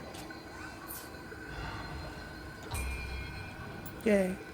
Doesn't fusion just boost some of the bonuses? Maybe, but it didn't seem to do anything when I tried it. Kakariko Village. Oh, yeah, behind an explodable wall, yeah. I didn't notice the first time around. You had to be in a cave and blow up a wall. Okay, so I got all my bonuses correct. Let's go look at my equipment. And go fight this boss. Ooh. Nice Odachi. Whoa, even nicer Odachi. Oh my. Okay, so this one is much higher level. Higher rarity too. Ugh, gross. In the well, yes, Apples. Yeah, I had to go into the well and blow up one of the walls. I don't really care about these hatchets that much anymore, but it's still the best I have. Apple's like, ugh. Come on, Vencabot. Couldn't find the one in the fucking well. You big fucking goofball. That's funny, so one of them was at the start of town, the other one was at last. Yeah, pretty much a law, yeah, indeed. I wouldn't necessarily call Kariko at the start town, Kakariko that is. In other Zeldas it might be, but in this game it's sort of... I don't know. I guess you have access to a red start of the game, don't you? I think when you fuse two of the same kind, with one exception, it slightly boosts the special effects. I should double check it. Because to me it seemed to do absolutely nothing. Okay. I get fucking 5 more defense, guys. Let's fucking go. Oh, now we're talking. Now we're talking. If it's a boss fight, though, perhaps I should try to lower my... Oh, here it is. It puts me actually a little lighter weight here. It's actually M below 70, so I actually have a pretty decent dodge. Okay, so I got this gourd and shit. I really don't care about these that much. But they have 4 defense. Probably have better by now, huh? 8 and 9. Okay, wow, that's a really high untouched elixir chance. Holy shit. Get more than 10% chance of keeping my elixir? That's fucking godlike. Okay, what else we got here? Hand Mirror. Anima Charge Unscathed? Nah. Other Realm Resist? Nah. Soul Core Drop Rate? Don't care. Dragon Whistle? I can't even use the Dragon Whistle. Why not? It's some kind of special thing. I have to have some kind of divine... Oh, I need more skill? Oh, so wait, so did accessories have requirements in the last game? Need more skill to use this. Auto Grave Recovery. I think it means if I die, I get a 20% chance of keeping my shit. Yeah, that's funny. Okay. That's so sick. I fucking love that emoji. I love how you can make the hookshot as long as you want. Alright. Feeling young, feeling strong. Got a better dodge than I had before. Let's go. Let's fight this boss.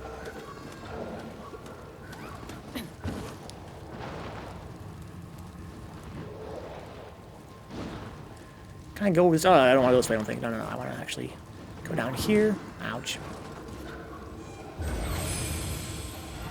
This is Vencabot Deflect. How romantic, huh? It's like lame. Let's go, apples. The long hook shot.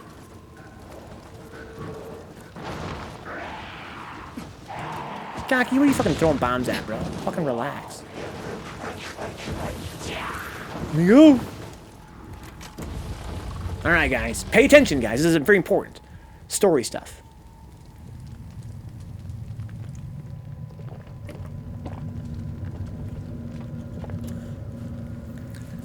Whoa!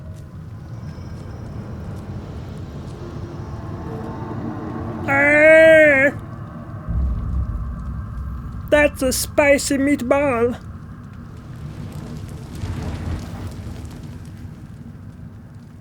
Don't poke the dead guy.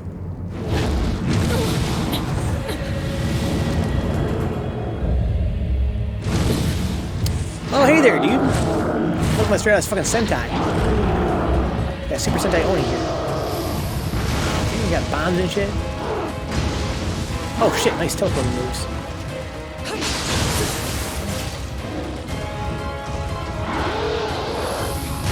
Ow! Taking some of the explosions. That's cool.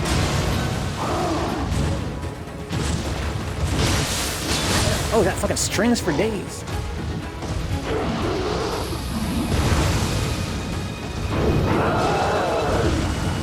Oh, okay. Burst counter. 1, 2, 3, 4.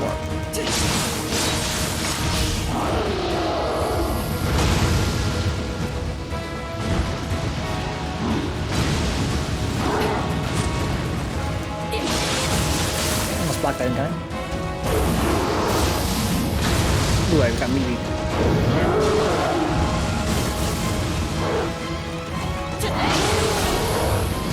Ow, caught me dashing.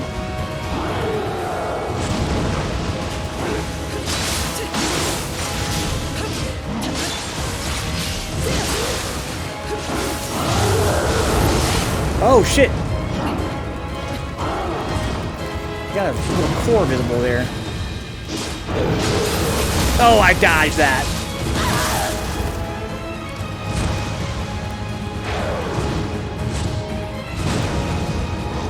I have no stamina left.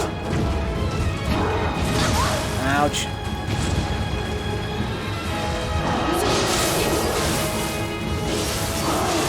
Ooh, fuck. Okay, wasn't that bad.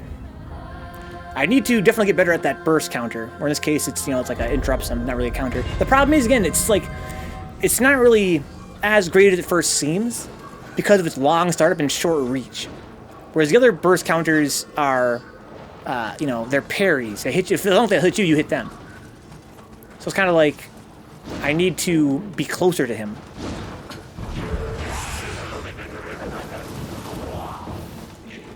The Pharaoh one is a dodge. It's kind of sick, Dix. It's very easy to use.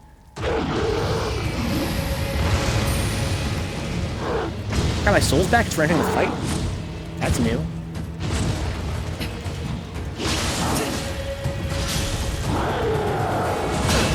I want to be close again. That's what kind of what you want to be. You want to be so close to him. As close as possible.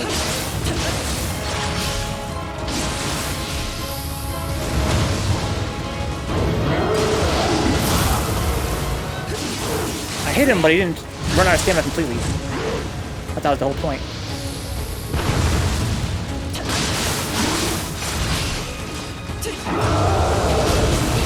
Oh, fuck.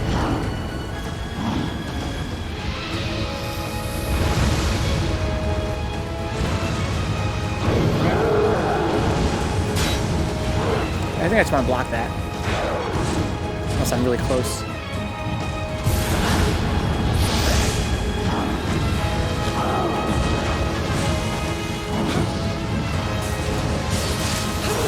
That didn't really work out that well.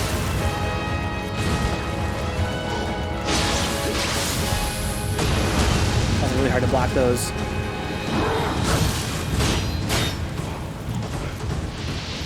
That's pretty hard. Yeah, you gotta block that. I'm dead. Okay. I've heard people say this melody sounds like the X-Men animation opening, huh? It kinda does a little bit.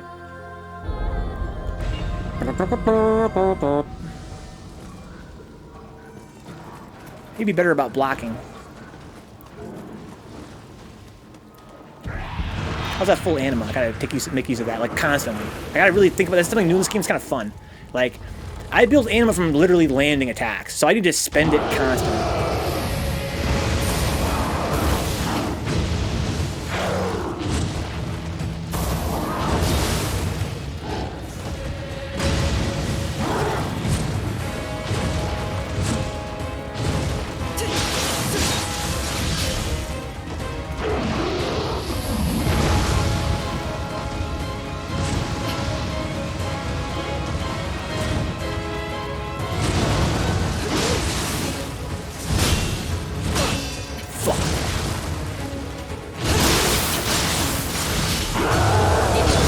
Oh, that's so cheap.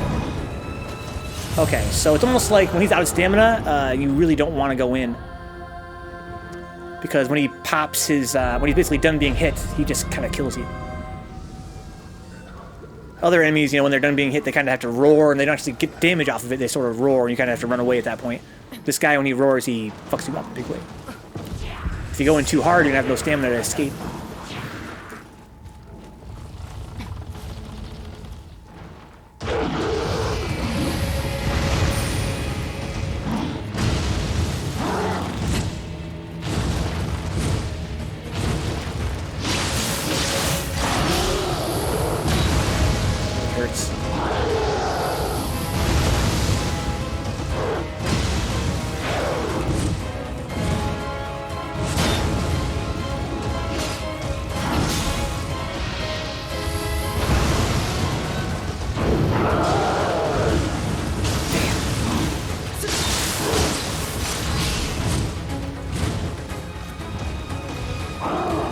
I don't do any damage to this guy.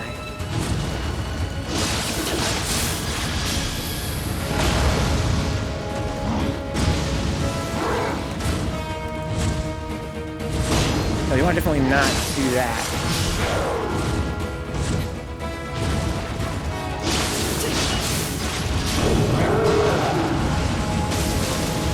I can actually hit him when he's coming toward me, probably, right? Damn, it's really hard not to block that.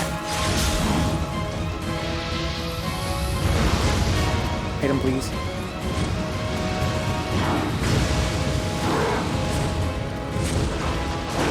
Oh, okay. We get hit by water. What the fuck? Lost a lot of stamina for that. I have full ammo.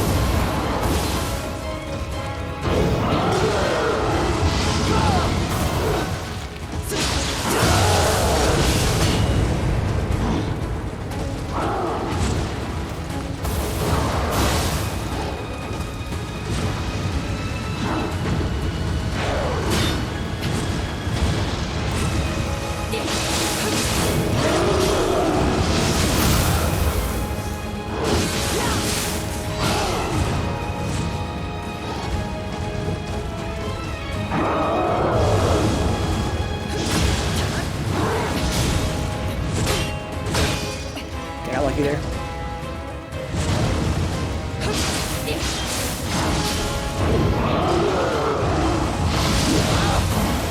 It's not really the truth.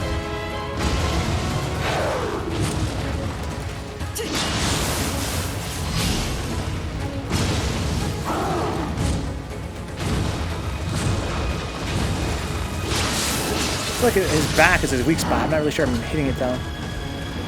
I need to once again use my skill.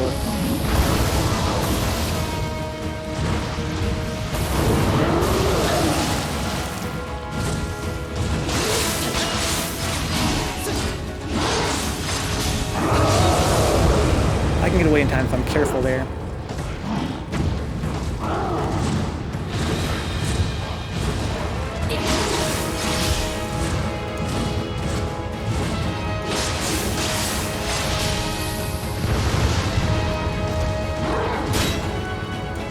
Ouch, that really hurt.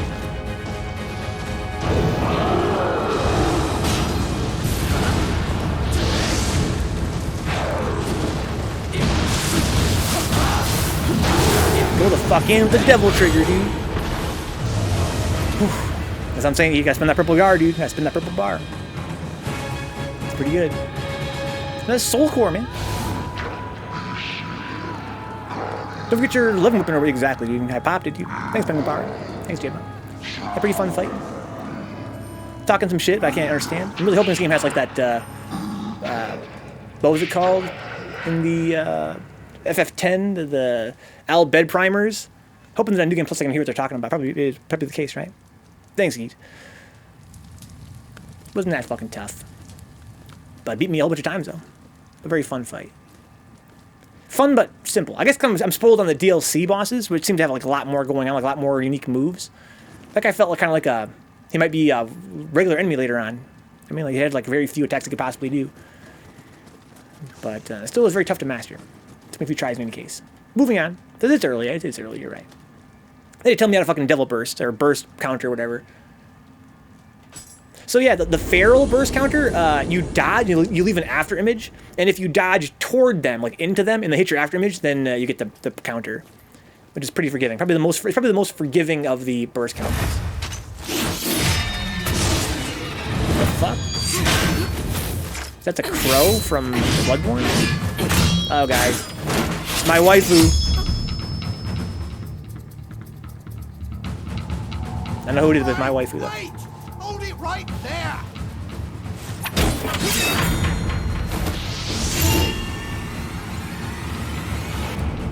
Can I have your I said, divine hold it, you thingy? two. Talk about this once we get out of here, okay? Ow! Hey! Let's chat over a nice hot meal, okay? Does he know her? What is this, an anime? Yeah, that was weird. He's like, hey, stop fighting. They're like, oh, okay. You know what it reminds me of, Dix? Reminds me of Mia from Code Vein. Remember she just jumped us for like no reason?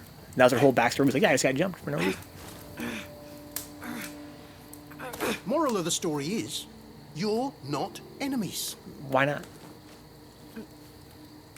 And why are you traipsing around with the yokai in the first place? What? I'm gonna be like the sun. I'm so blazing confused. high in the sky. Sounds like quite the scam. I mean, I'll be so strong, no one else will stand a chance. And I just want to slay yokai. Nothing more. Nothing Okay, less. well, thank you for explaining that finally. Hold on. She's a yokai slayer. Look, Do you want I to kill can see me? You have doubts, but maybe this'll. Out of my way. Listen, join us. Or where that came from. What is this? Pocket change? You insult me. Next time Damn. I see that thing, it'll taste my blade. Sick, we got rivals now? Yeah, they are good, bad. They really are. Wait. Wow, that was stupid as fuck. Okay. Anyway, so now we're done with that. Let's go check out the blacksmith and stuff. Then play some Zelda. All the cutscenes seem like stuff out of anime, huh?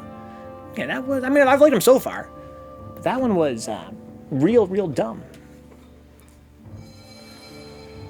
That one was no samurai, but then who the hell was she? Well, with moves like that, she's someone you definitely want on your side, that's for sure.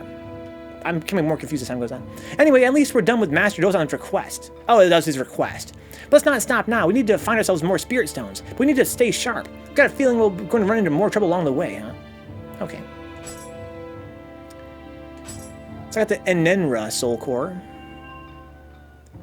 That seems pretty good. Fire Twister.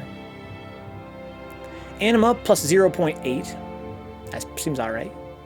Anima bonus. Scorched enemies, I get a bonus. Extended yokai shift, +2, I kind of like that. And meter earn, +6, that seems pretty. I might try that instead of my my big hand one. How much does it cost to use, though? Like, what's the cost of using it? Cost 6. How about my Mizuki? Cost 8. So yeah, let's use that instead. Cause I kind of like the Mizuki, but it costs a lot. I can't use it twice in a row, it seems. This one I might be able to use twice in a row. The Enenra.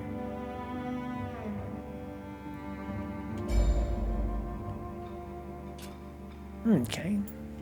Sweet, sweet.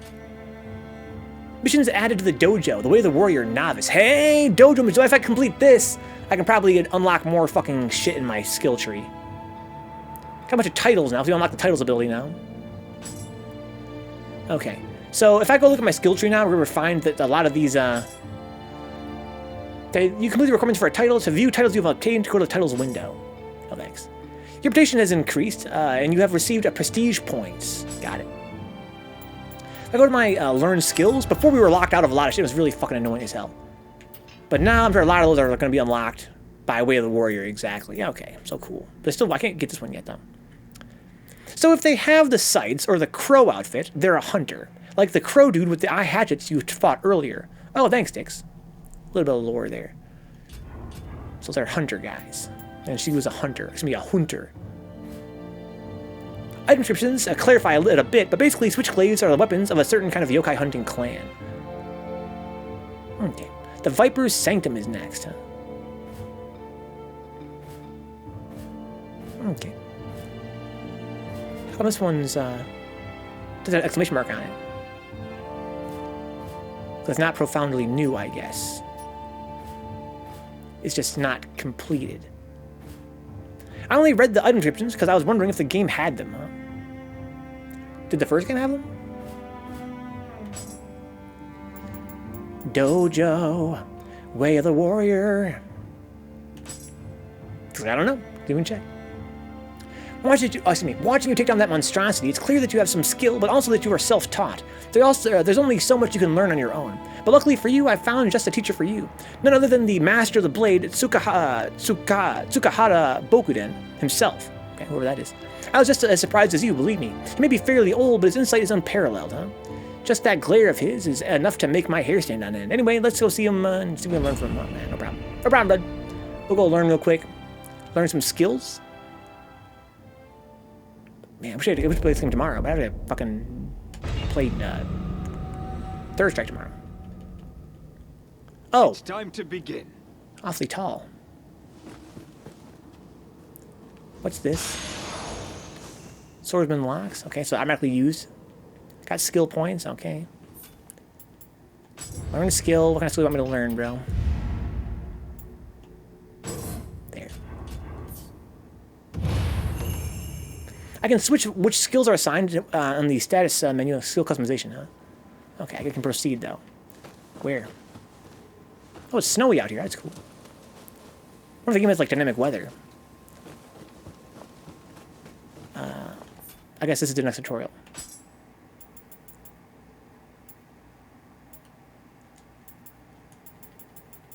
Okay, where's my sword key?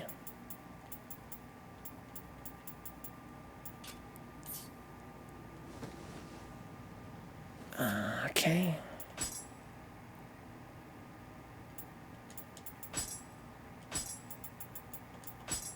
There we go. How's that? On that note, Blacksmith Lady has dialogue about the weapon types. It's mostly useless filler, but the switchblades and stuff is vaguely explanatory, huh? Oh, hey, guys.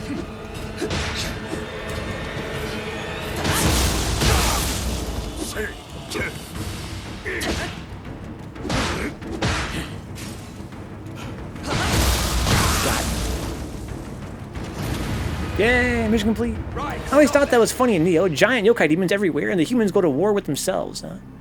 Well, the yokais weren't they, like, being used as soldiers, I think, J-Bomb? That's the whole plot of Nioh, right? The yokai were oftentimes aligned with one or the other of the factions. They were being controlled by the Enenra of some wizards and shit like that, I think. That's why they were peddling Enenra to the Japanese. That's why Edward Kelly was all over there trying to take advantage of these yokai or something like that. People making covenants with demons and shit. Okay. I heard you fight like a demon. Hide. And it would seem that you live up to your reputation. My name is Hide, by the way. I don't get to choose that. Recently, there has been a relentless surge of yokai coming into this world. As a humble priest, I have cut down many malicious yokai in my travels, but I cannot stem the tide alone. Should you wish to increase your chances of survival out there on the battlefield, then I shall take up my Odachi and gladly teach you the way of the warrior. Sweet, can I unlock more tutorials? Kelly!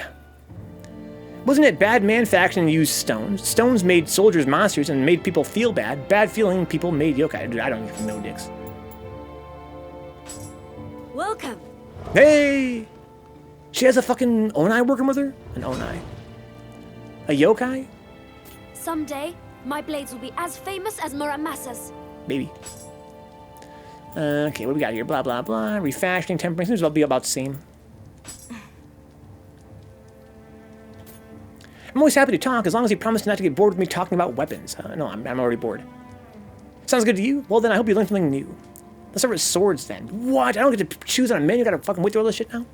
I can hammer out any kind of weapon if I'm asked to, but there's just something about making swords that's special. From way back, swords have been seen as works of art, not just weapons, fine enough to be passed down through clans as heirlooms. And in time, those heirlooms eventually became a symbol of that clan's power. It doesn't stop there. Swords are even considered valuable enough to be presented as offerings to the gods at shrines. It's for those reasons that the best blacksmiths, swordsmiths, are highly respected, even by high-ranking officials of the imperial court. And that's no mean feat. Craftsmen other than blacksmiths are usually looked down on by those at the top. That's not to say that I'm looking to rub shoulders with the elite. Nope, for me it's all about someday forging a sword even greater than that of the old masters. A sword worthy of being wielded by someone like Shisenin Kosen, the master swordsman who carries on the legacy of the great Minamoto no Yoshitsune. Cool story, lady. I can buy and sell. What do we got here? Stuff, things. Oh, I got reincarnated already? It only costs 10,000? Oh, but they probably go up in price each time, huh? Well, that's cool. That was unlocked when you beat the game first time, I think. Yeah, use this filler. Have a good browse. I'm sure you'll find something you'll But Dix gets off on the giggle, huh? She's pretty great. I like her English accent. Righteous Jasper. Oh, so I can actually put a benevolent grave down wherever I want. Okay. Foraging stuff. Probably don't have any, I got a few things I can make here. Including the bee's head. This is quite a lot of stuff, actually, at least for now. Do I have to find text still, or maybe I can just forge things I find? Just when I thought I was climbing out of the Shadow Realm, Connor stuffed me right back in, huh? But I'm learning, huh? I will escape. One day, dude. Take your time. Let me talk to you, lady. Oh, I want to know fine more dagger you've got there. Could I take a closer look? about forging. What? That's a glitch. Use the materials you own to forge weapons and armor. Okay. Materials are mainly acquired from disassembling other items. But how do I unlock new things to make? It almost seems like right now I have access to everything I've ever found. Probably have to get text for the last game, you would think. Soul matching. Increases level of refashioning, changes the way it looks. Tempering. Improves special effects. Remodeling. Haven't unlocked it yet. Disassembling. Okay. I think I just want to offer up my stuff to the... Come by again. To the little dudes, the Kodama. She talks about switchblades only belonging to those clans because they need magic runes to work, but she can forge them. That's kind of funny. What's in the hut? New illustrations, I guess, huh? Okay. We can learn about some people here. Mumyo. Oh, that's her. That's my waifu. Is the leader of the Sohaya, a clan of yokai hunters. She rushes to Mount Tatara in Mino when she hears rumors of the strange events taking place there, believing yokai to be responsible. There she meets the protagonist in Tokichiro. She does not look kindly on the protagonist's shifting nature, believing any creature that possesses yokai blood to be her enemy. Well, she might be right. I don't like her either that much. This is Dosan. Saito Dosan is a former daimyo of Mino province, modern-day Gifu prefecture. An ambitious man who managed to seize the position of daimyo by overthrowing his former master. He's known as the Viper of Mino. Though he had a history of clashing with the Oda clan of Owari province, their relations improved after he married off his daughter, Princess No, to Nobunaga, the Oda heir. The alliance solidified his power in the Mino region. He now lives a quiet life, having appointed his daughter Yoshitatsu as head of the Saito clan. It's said that upon meeting Nobunaga, Dosan acknowledged that Nobunaga was a greater man than his own heir. Dosan collects spirit stones and often hires those who are not samurai, such as Tokichiro, to do so. Got it. That's my mom's. She's the yokai, by the way. Tale of Nioh. You can watch cutscenes. That's cool. Okay. Check out some illustrations. To unlock more stuff about the Gakis. Due to its ever-starving nature, the Gaki is often driven to such a manic state that it mistakes its stationary kin for a human corpse. Yeah, I noticed that. A Gaki that cannibalizes its kin is, in this way, grows larger, stronger, and far more dangerous. When battling a Gaki, be certain to kill any other unmoving Gaki in the vicinity before its brethren turn and do the job for you. Yo, Onimusha, dude. Rest in peace. Okay, anything else new here? Ippon Datara. It's a one-legged, one-eyed yokai. It's most commonly encountered in the vicinity of mines and is believed to have gained its unsightly form after years of harsh labor as a blacksmith. While it favors wielding weapons such as a hammer or odachi, its powerful leg can also make a deadly weapon, huh? That leg is fucking thick, dude. Oh my god.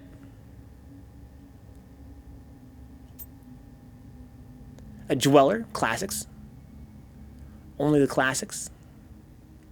They're humans turned into yokai by the foul miasma in the depths of a mine. They were objects of loathing and terror for miners, and legends about them circulate wherever a mine with a long history is found. Their grotesquely altered forms inspire instinctive revulsion in all who can bear to view them. You don't seem that bad to me, dude. I'm not saying I would kiss him, but I might pat him on the shoulder and tell him everything's alright. One-legged, one-eyed, purple... That's what I was thinking, Pot and Peckabard. The one-eyed, one-horned, flying purple people eater. Enemies look a lot nicer. They do. They really do look a lot nicer. Hard to explain exactly why. Nurikabe. Badass. Look at his little thing he has on his butt. Oh, he doesn't have it here. Oh, there it is. It's kind of hard to see. Oh, yeah, he's not there. If you sneak up behind him, you can pull off their little tag and kill him in one hit. The yokai, known as Nurikabe, take the form of a giant living wall. They're said to most enjoy simply standing there, standing where no wall should be, and enjoying the unease and confusion of travelers. If left alone, they will not move, but if harassed, they extend the long arms to strike back and rage. Slow-moving, but with immense strength and stamina, Nurikabe are formidable foes. Skeleton warriors.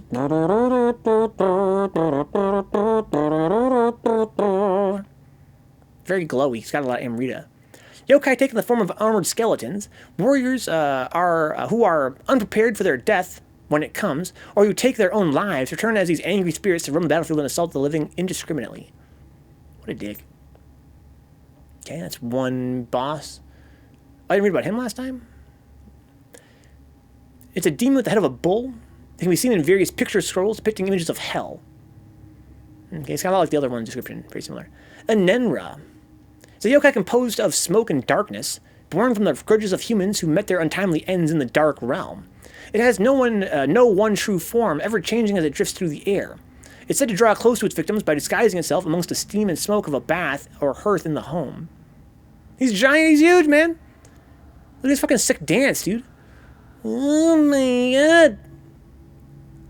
Yo, make that money, bro. Scampus. The god. Alright, cool. Sweet.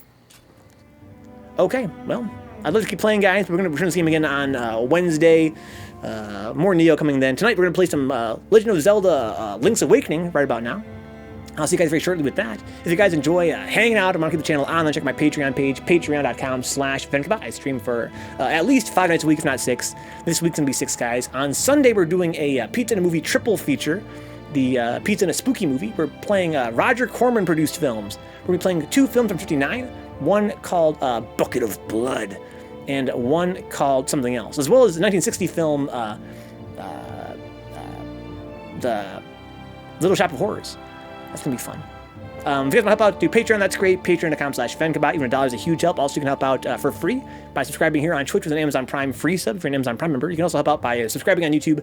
New videos daily. Lots of Nioh and lots of... what are we doing right now? We're doing playthroughs of Final Fantasy Tactics and Mega Man Legends 2 on YouTube, along with other one-offs and Pizza and a Movie Night and all kinds of fun stuff. Go subscribe over there, guys. I put a lot of work into that channel if you guys are into that sort of thing. Also, you can save clips, follow @Vencabot on Twitter, all kinds of ways to help out here if you don't want to help out through Patreon. I'm going to go on a very short break, come right back with some The Legend of Zelda Link's Awakening, and I'll see you guys very shortly. Yo, E, you gonna come co-commentate, dude? I added you on Discord, but I'm not sure you checked Discord. Yeah, Faust is confirmed to co-commentate for Pizza and a Movie Night. I invited you as well as Nero. It's going to be available on Sunday Eat. It's going to be starting around 9 p.m. Eastern. We have 3 movies to watch. They're all very short, though. It's going to be about 3 hours total. They're about an hour each. That would be fucking sick. Oh, no! Wow. What a juggle. What a juggle. That was crazy.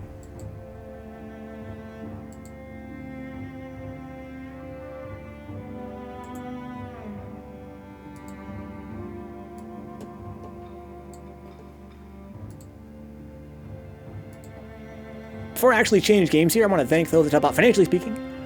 You guys actually come by and hang out and chat and offer advice and share your thoughts on games and the gaming industry and whatever's going on in your lives. Make the stream so much more fun for me. It's ridiculous. Like, it's not even... I always say at the end of the stream, but really, without you guys here, there is no stream. I certainly wouldn't be interested in doing it, and you are the reason why this channel exists. But if not for these fine folks who couldn't possibly afford to exist, it's kind of like two sides of the same coin. I want to thank you guys as well as these fine folks. There's a lot of crossover there as well, of course. Thank you to our Black Knights on Patreon, like John Hernandez, my brother, Your Salty Face, and Zanzu. That's so generous. Thank you to the Fearless Havels, Audrey Apples, Dick Sucker, Good Vibe City, Great Gamer UK, Max, Michael Hinkle, Leon XP, and Sin Theory. That adds up really quick and helps me afford things like gas and groceries and that sort of thing. Thank you to the Shady Winners, that's $3 a month. Ash Lethal Mazera, Brandon Williams, Foul Mill, GK Lai, Juna Anon, Kyle Glass, Leon Madison, Rufio Jones, Souptastic, Tony Bosher, and Toxic Vamp. Thank you guys. Thank you, Tony, for signing up on Patreon. That's super helpful. Thank you to our young guys on Patreon. That's $1 a month. It's worth a lot more than $1 to me, though. Helps me, feel like people believe in the channel. They want to be a part of it. They want to invest in it. It's such a strong motivator that that dollar goes incredibly far. Trust me. Thank you to Benjamin J. Harkins, Dapper Dons, Edward Kenneth Perez, Herb Durkin, I'm Joy Cruz, Kaiju, Kenneth, and Victor Hernandez. Thank you to the Twitch subs as well. Now, because Twitch takes half every sub, your dollar always goes further on Patreon. If you guys want to save some money and help the channel out even more, Patreon is the way to do it. But Twitch subs are really cool. They're very convenient. They help you get an emoji and an ad-free viewing here on Twitch. And if you're an Amazon Prime member, it's free, which is really cool. Thank you to our Twitch subs like Zanzu, who's the Black Knight, and Cruz and Stone Cold Ryan Meyer, who are Fearless Havels. Thank you to the Shady Winners as well on Twitch. That's the Amazon Prime free sub tier. Make sure you use that if you're an Amazon Prime member. Make sure you use that sub somewhere every month. It does not auto-renew, sadly, if you renew it manually. It's also the gift sub tier and the $5 sub tier on Twitch. Thank you to Alex Lopez, 1992, Arteus, Ash, Lethal, Stuffy Muffin, Ben Mighty, Blue Abs, Cavias, Change Me, WTF, Chumpet, Deadass is Maddie B, Dick Sucker, Doc, 3292, Duckface, 999, Eating Bitter, Eboff Gaming, Echo the Lux, Exodus 3rd, Fighting Bubbies, First Opus, FPA, Brian X, FPA, Eddie, Coverage Jungle Style, Good Vibe City, Crimea, Herbergen, and Silo, J-Pom 1901, Jiffy Beefy, Jetstream Justin, Juna 2, Jiffy Extra Creamy, Joe Cola, Kaiju is Dead, KG the Legend, Cool Hand, Lick Arcade, Lil B Brazy, Mexican Stuff, Neon Riot 4, Nigris Jones, Nice Templar, NWire 718, Oserif, Optimus Style, Overload Steve, Free Becca, Sin Theory, Synapse, Task Force, Faust, the Gypsy Claw, the Shen, the Tone Box, Revenge, Chacta Vamp, Yoga Brain 3S, and Zoom Out. Thank you so much, dudes, for helping keep the channel online, help me be able to afford gas and groceries. I feel, relatively comfortable right now, financially, at least insofar as being able to afford the basic essentials, which is not something I take for granted at all, considering what I do all the time. It's definitely a very interesting sort of situation that I get to enjoy every week. Let's get Zelda started, man.